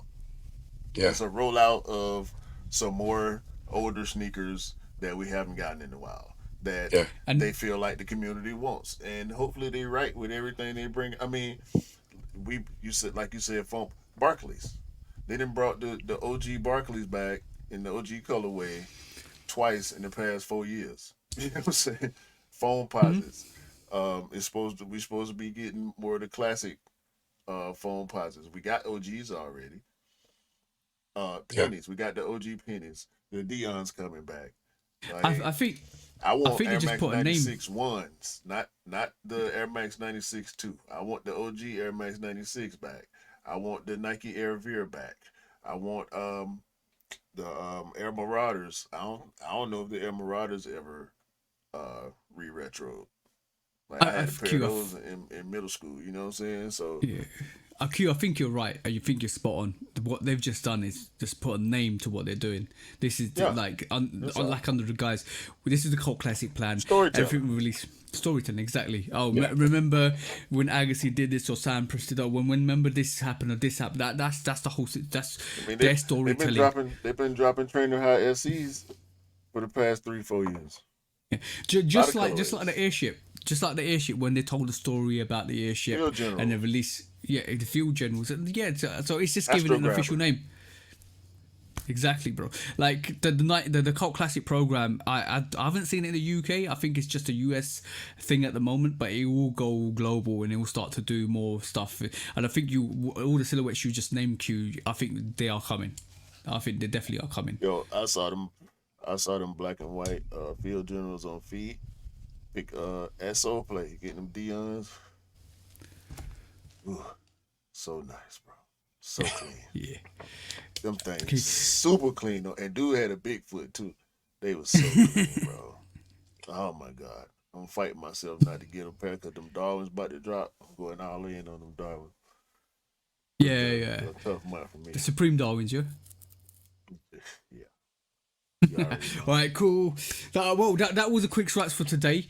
So let's get into some controversial stuff with the main topic because we know there's certain situations in terms of the resale platform, or not resale platforms, the resale shops are now starting to shut down.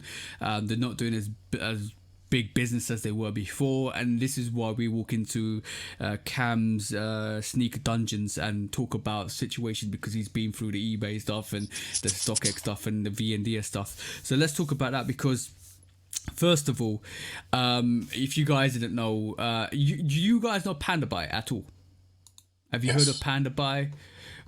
I tried to get a gist of what Panda Buy was, and for me it seemed like another Temu or a Alibaba kind of place. And when I actually opened it up, I'm gonna just share the page. And when I opened it up, it was talking about like purchases, like online purchases, shipping to warehouse, quality checks, and all that stuff. So it kind of like felt to me it was like another platform, and it's blown up over the last couple of months, I'll say, or beginning of this year. It's blown up to an extent where everybody was trading on it. Temu was no longer like the thing, especially in the States. It's starting to transpire or move into the UK market, and off the back of that, recently we saw this, which is Panda Buy police. This situation happened when the UK government got with the Chinese authorities.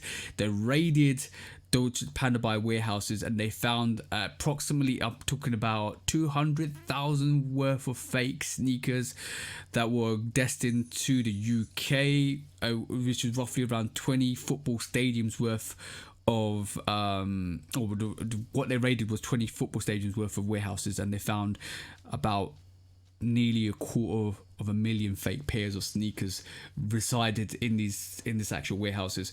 From that alone, it looks like this like Panda Buy isn't probably the place you want to buy your sneakers for one.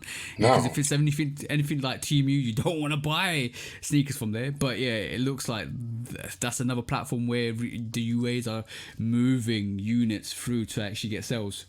So that was interesting. So any thoughts from you guys? I mean, I don't have really much thought on it because I would never have considered it in the first place, you know. No. Yeah. And I don't do Temu shopping either. I mean, No, to me, like Temu is like going to Dollar Tree, you know. You get what you pay for. So, Right. you know what I mean? It's like, bro, that's probably the worst shopping experience you could ever give yourself. Like I know people do it on a regular basis, and I get it. Like some stuff you don't really care about it quality wise, but I'm not that type of person. I care about the quality of anything I'm spending my money on outside of fast food. And even then, I judge fast food restaurants by their health score. So, you know what I'm saying? And bro, So, this is not people. I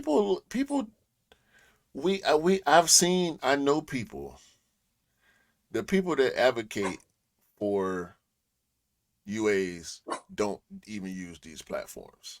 yeah, I'm gonna. So if they not using it, if you gonna buy fake stuff, go to the UA advocates. They'll send you in the right direction to get good fakes. I mean, because there's like 1 for 1, and then there's like 100 to 1 or whatever the terminology is for the this is the just skimming the fakes. surface.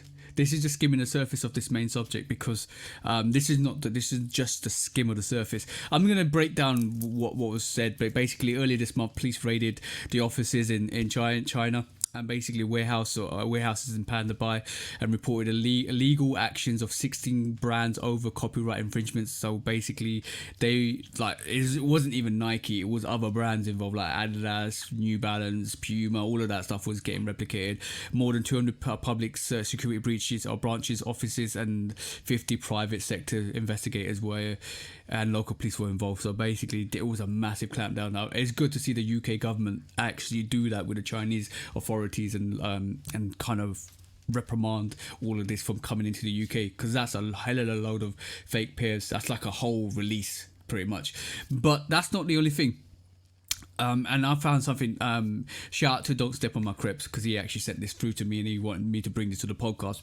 And this is allegedly just all allegedly from what's been said by ex-employees, and I'm just going to go into this and I want to get your thoughts. Have you guys heard of Kick Game at all? No, I don't think so. Kick, what's Complex's where did Complex go and do their sneaker shopping in the States when they bring in celebrities? Everywhere. Yeah, it depends on where they're located. Flight Club. Yeah, I mean, just depends on what city they're in. So Kit Game is similar to that. This is a UK variation, and Kit Game basically is a similar thing. They've got sneakers. It's a very small store. It looks bigger than in the videos, but it's a small store. It's a resale store in what is it? Not Charing Cross. It's a resale store in the centre of London. They've had celebrities in there, big celebrities, Central C, all of that stuff. I saw Busta Rhymes on one of the episodes. Yeah. So they bring a lot of celebrities in, and I think it's Charing Cross. Sorry, Charing Cross is where it's located, and you can go in, and they have a queue out there. But what was very interesting is an ex-employee is very disgruntled. And he's claimed, I've read through this, and the crux of this is, he's basically said, whilst working there, I questioned the authenticity of some of the exclusive sneakers that are sold. Travis Scott ones basically were bought in Jordan 4 military blacks, so from sizes 3 to 4 between 2022 and 2023. And this is directly me quoting what he's actually said. There was most likely replicas. There were some bad bunches and stuff like that. So it seems like what he's thrown massive shade against Kit Game, and he's basically said, even though we didn't have the sneakers, they were there for us to sell, and it didn't seem legit. The quality, the authentication wasn't there. He basically quoted to say, "I know they were fake, and I feel like they were fake, but we were still selling them. We were told to sell them, even through eBay, even through other different avenues, even through the front store as well."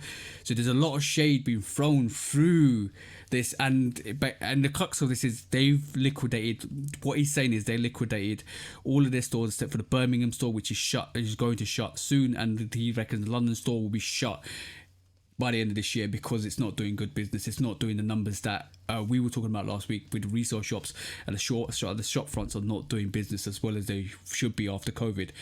So it seems like, I'm just bringing this to light, and this is all assumptions. This is not us saying this is definite truth. This is assumption from an employee that's actually worked there before, and this is what he's quoted to say, and he's put this on his social platforms for everybody to read, and this is why it was sent to me, and I brought it to the podcast.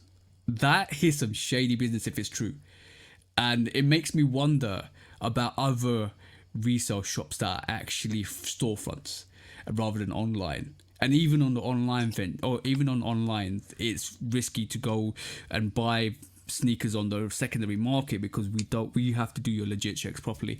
So I bought this from the UK scene. Have you ever seen or heard anything from a US front for one? Yeah. This ain't nothing new at all, bro. This is huge here because this is Kick Game. This is basically Kick Game and he's one of the ex-employees out in Kick Game, which is a massive platform. Which it's almost like if Complex did something shady like that. No, Complex is a media outlet. Yeah. You talking about a store? It would be like Flight Club. It would be like Flight Club doing something. Yeah, like that. more or less, it would be like something where it's like in multiple cities. No, like Urban Necessities. Or got Kith, accused maybe. of selling fakes. I mean. Yeah, but Urban Necessities is like. You know, that's the lower end. It's the biggest sneaker resale store in Las Vegas. Oh, Urban Necessity. You're talking about 2J's. You said he was selling fakes? Yeah. Oh, shit. I didn't know that. There was a big controversy a few years ago with the Trollmageddon dude where he went and took real sneakers and fake sneakers and they identified them improperly and all that. So, yeah, like that's nothing really new. Like I've seen resale stores here in Atlanta turn over, change management, change the branding. I've seen resale stores go out of business, multiple allegations, and we ain't talking about online stuff. Local word of mouth, people know not to go to that store. Yep. Because it's kind of just like StockX with the wrong people. Right. Yeah. Right. Mm-hmm. Yeah. I mean, kind of like to be a good reseller, your word is your bond kind of thing, you know? So once the trust is lost, the business is lost. I totally get that. I think there's a difference between what it sounds like, what TJ is mentioning is it was a strategy to sell fakes to make more money. Yeah.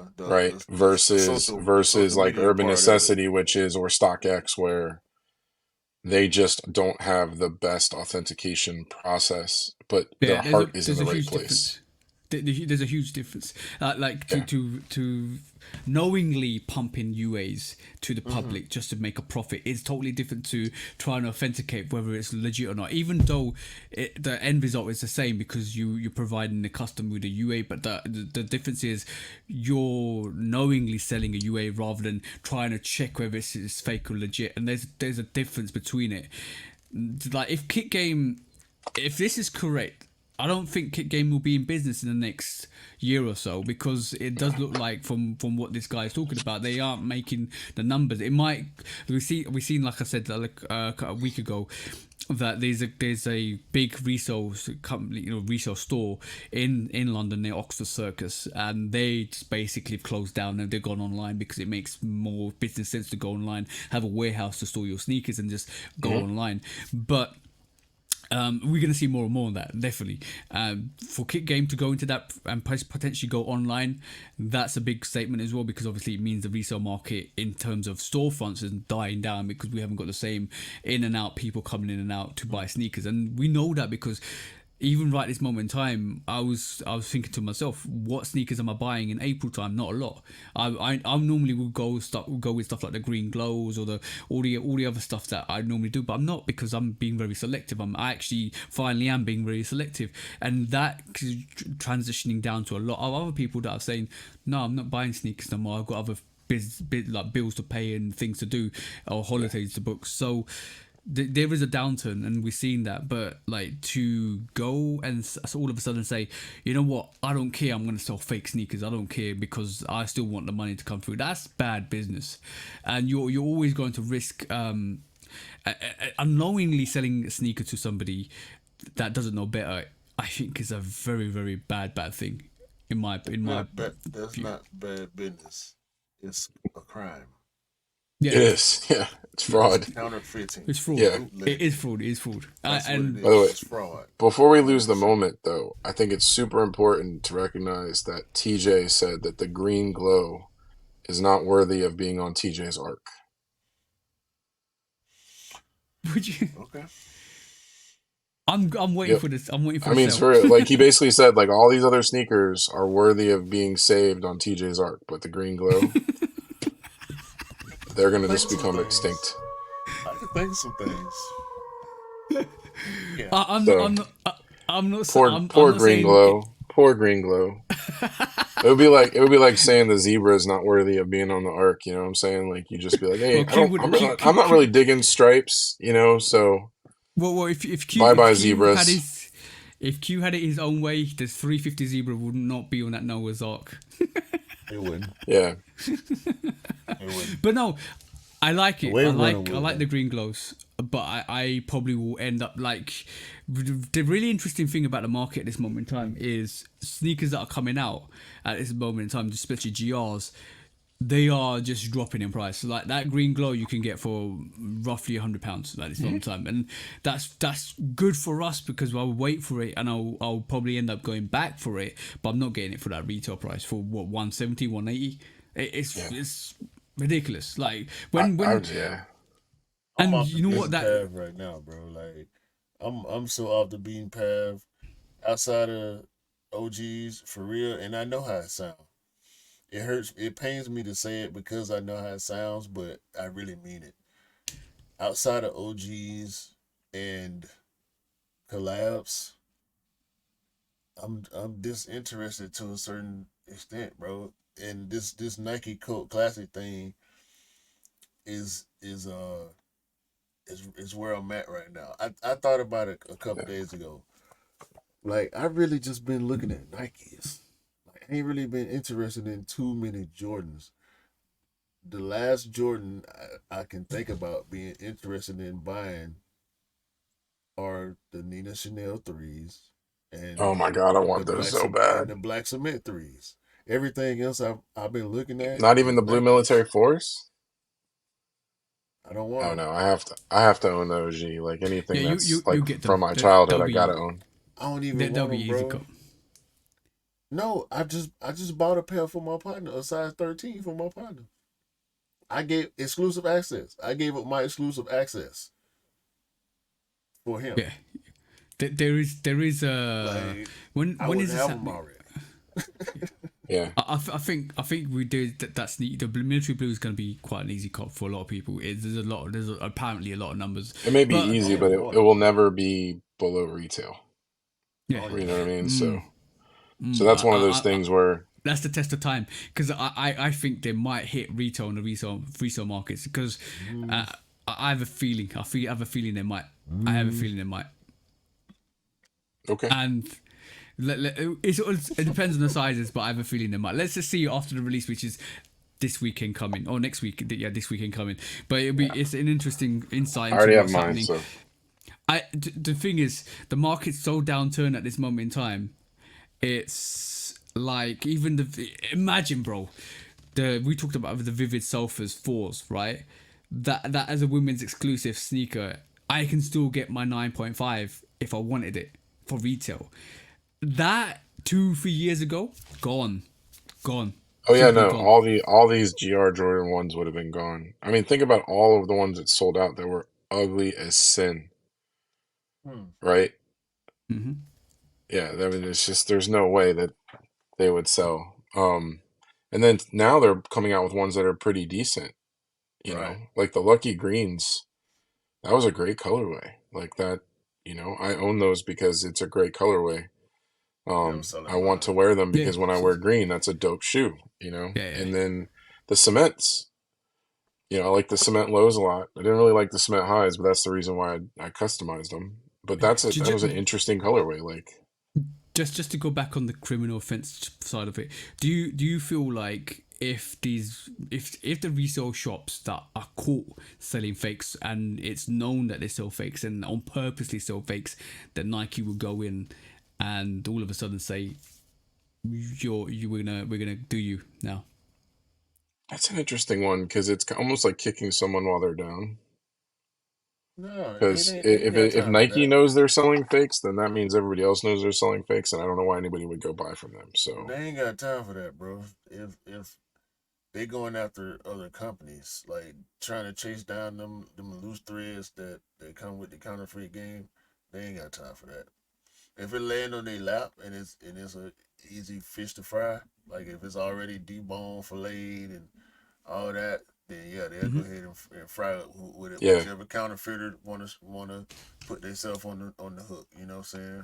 But they not finna chase down no counterfeit. They gonna chase these independent creators that bite they patents because they putting it out there. They laying look. This is the shoe I'm selling.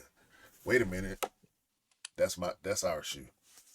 but I think I don't think you have to cut off the source rather than the supply, and the Yeah, source is mhm, the and warehouses in China. that's the responsibility of the authorities Yeah, yeah, no, and that and that and that is this that really is. because and it's this is fraud, it's why I bootlegging, it's counterfeit, yeah, and this it's is why illegal. I brought yeah, this is why I brought the Panda Buy thing first, is because it's the UK government that actually worked with the Chinese authorities to break down this Panda Buy fraudulent sales. Yeah, That that's what they're only supposed to do. means it's supposed to do. So from the UK side, that's action that's happening. Maybe we'll see more and more going forward. Maybe see more of these raids on these warehouses to stop these UAs. That's where it needs to come from, to stop the supply of these actual UAs coming into the to UK and the US and in Europe. Bro, see, that's new for y'all. Like I've been seeing flea markets get shut down my whole life, literally. Like the flea market, it's sometimes you can go in the flea market and it's 50 different vendors with fake sneakers, and Or sometimes Yeah. you go in the stolen, flea by the way. market and ain't no fake sneakers in there because they got busted. Then 3 months later, the fake sneakers will be back. Oh, bro, I love, I don't love them, but I seen a lot of videos where people are like, oh yeah, this sneaker, you can get this for £110. This sneaker you can get for £50. Oh, we're gonna sell, and all of them are all UAs, all lined up. We were talking about all the classic OG. I'm laughing. I'm like, rah, this is crazy. It's just the same thing as I mean, like in the '80s, it was like Rolexes. The person opens up their jacket and there's like gold watches hanging on the inside. Like, what do you want? $50 for like a $4,000 watch. You See, know? this is it's kind of funny how I feel like you kind of taking it harder than you should, but you ain't had the same experiences that me and Cam have.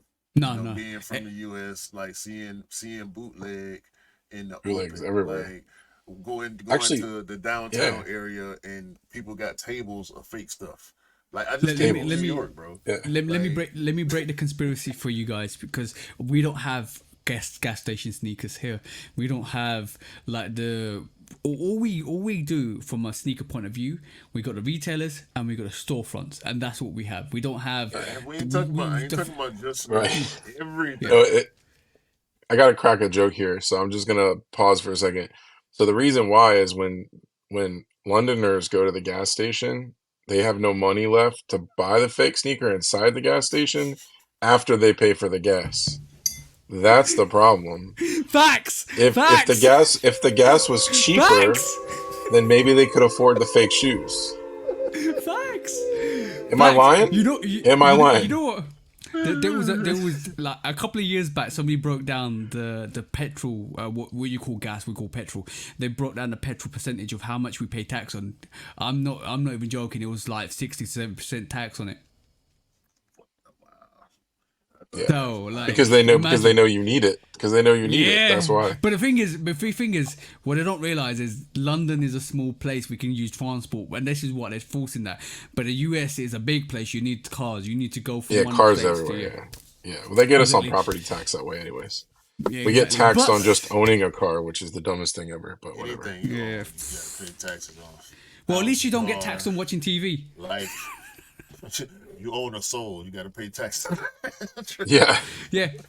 But at least you guys don't get taxed on TV. We get TV license, even though you watch streaming channels. You got to pay TV license to own a TV in your house, which is ridiculous. You watch TV for free nowadays. It's just it's just relative. It's all relative.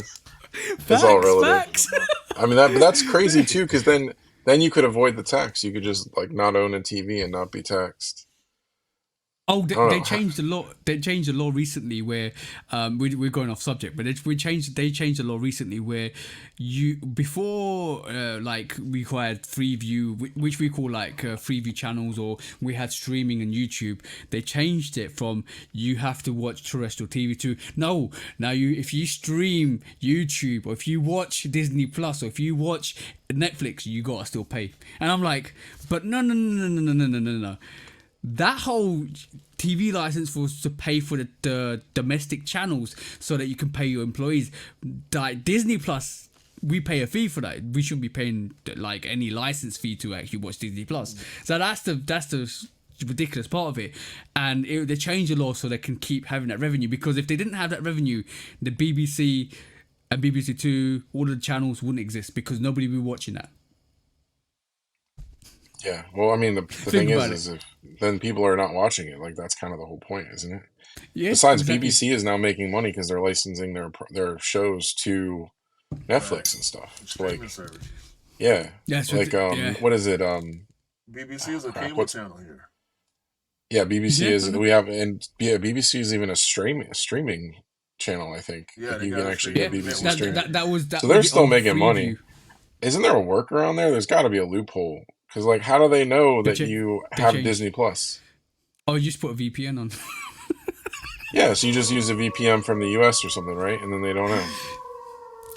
Yeah, bro. That's I shouldn't have said that, but yeah, I still pay my TV license. I still pay my TV license. DJ pays all the fees that he's supposed to pay. Okay.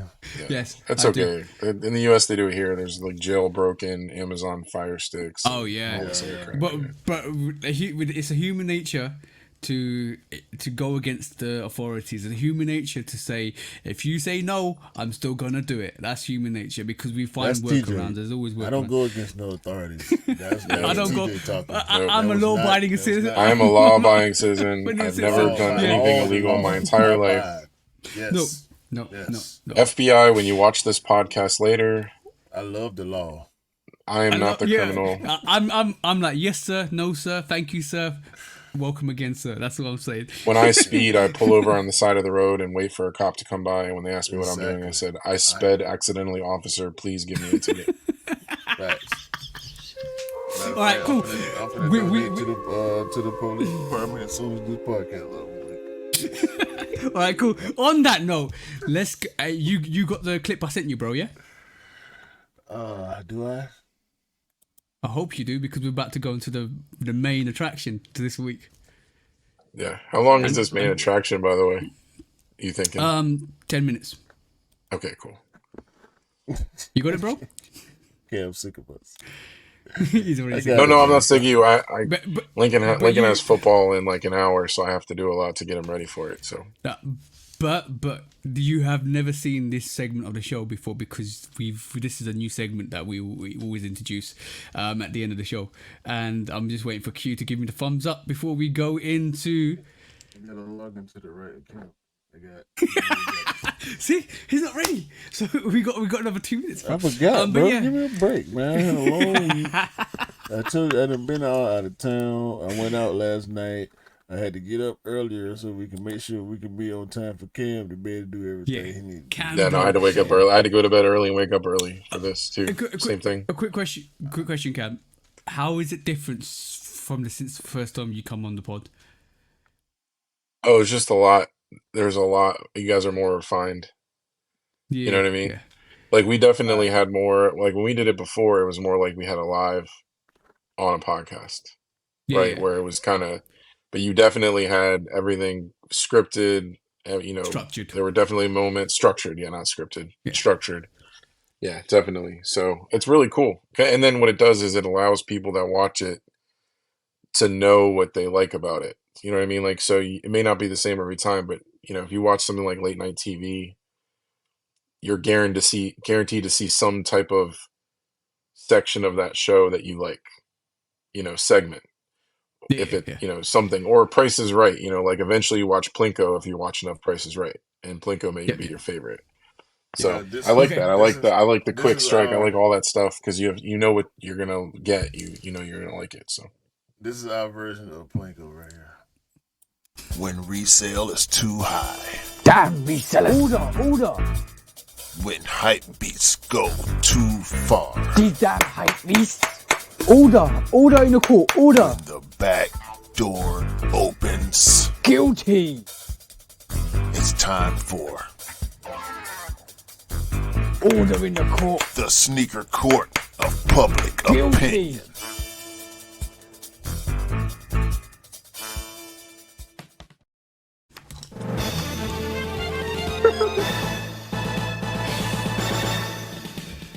Guilty! Welcome back to the Sneaker Court of Public Opinion with me, Judge Public Opinion and Executioner. And we have a special we have a special person, and that is Cam Dog, the Shoe Dragon.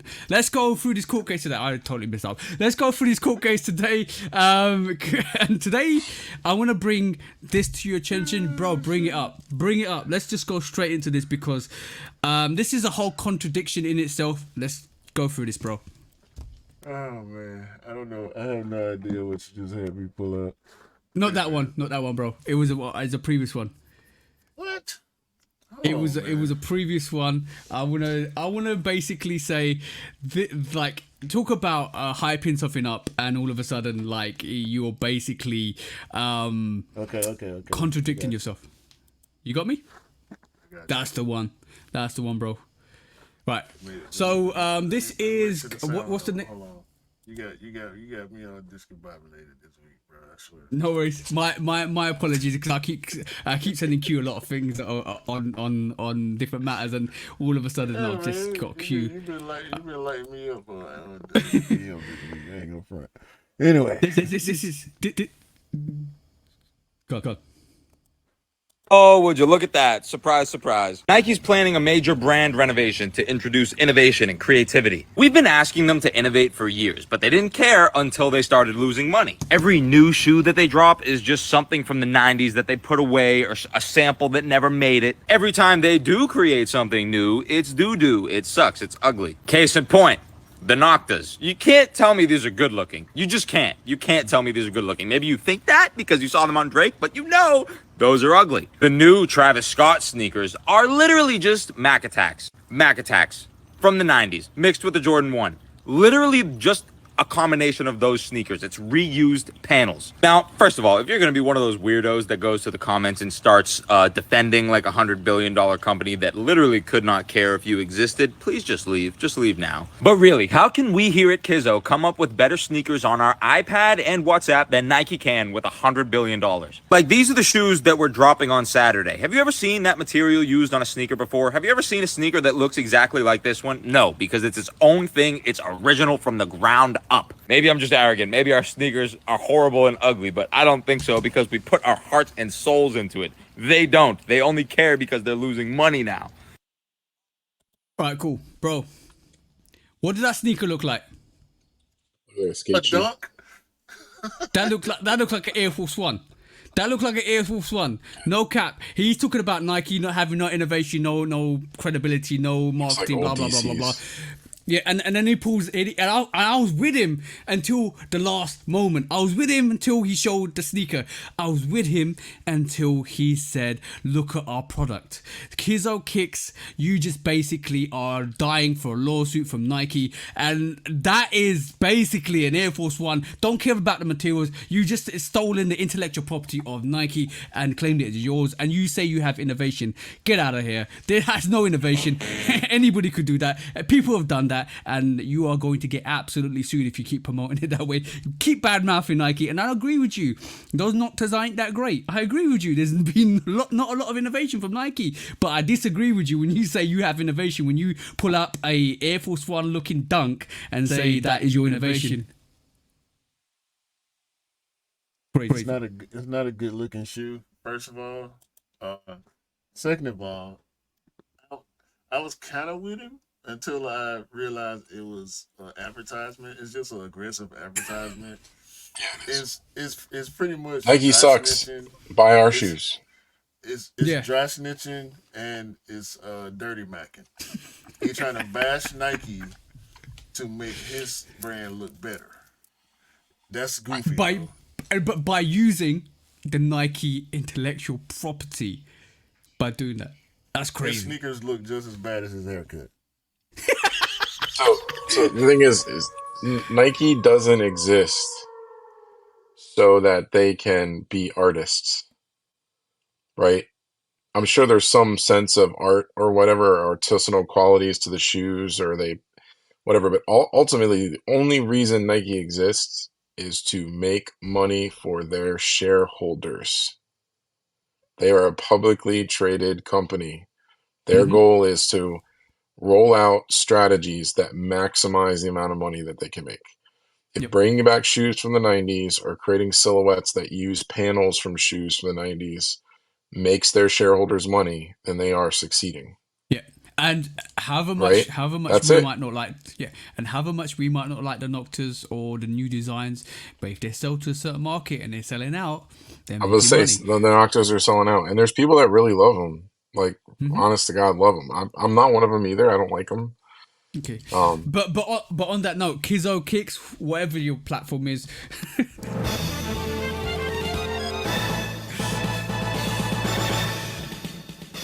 Guilty for dry macking and dry snitching and claiming that something that doesn't belong to you is yours and you're selling it. And I hope Nike come back and sue your asses. And Q, you want to add anything? He biting so many skate brands. Yeah.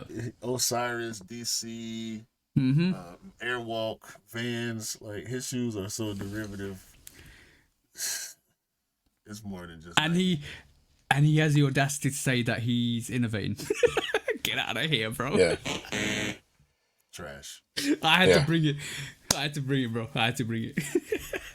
When resale is too high. Damn, resellers. Order. When hype beats go too far. These damn hype beasts. Order in the court. Order. The back door opens. Guilty. It's time for Order in the court. the sneaker court of public Guilty. opinion.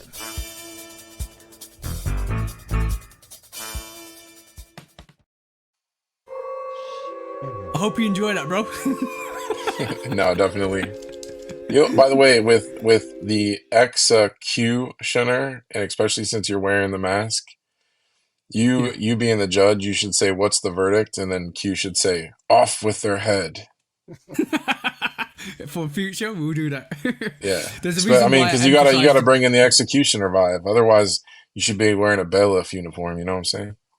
Yeah, but this is the reason why I emphasize the Q, Shina, when I say. Yeah. This is jokes, bro. It ain't that serious. Okay, cool. That was episode 114 on the Shoe Dog podcast with special host Cam from just the actual sneaker dungeon From the planet Earth. Yes, For the planet I'm Earth. from Earth. Just if you want to like make it as generic as possible, so the next time you don't like fumble the words, just say Earth, and you'll always be right. From Earth. No, I was thinking about the dungeon. It's just Sneaker Dungeons and Dragons. So Oh, I was word, thinking okay. about that. Yeah. Nice, But nice, nice. I was gonna say from the States as well. But obviously everybody knows you're from the States, so that's fine. Yeah. But yes, your US Q. accent gave it away.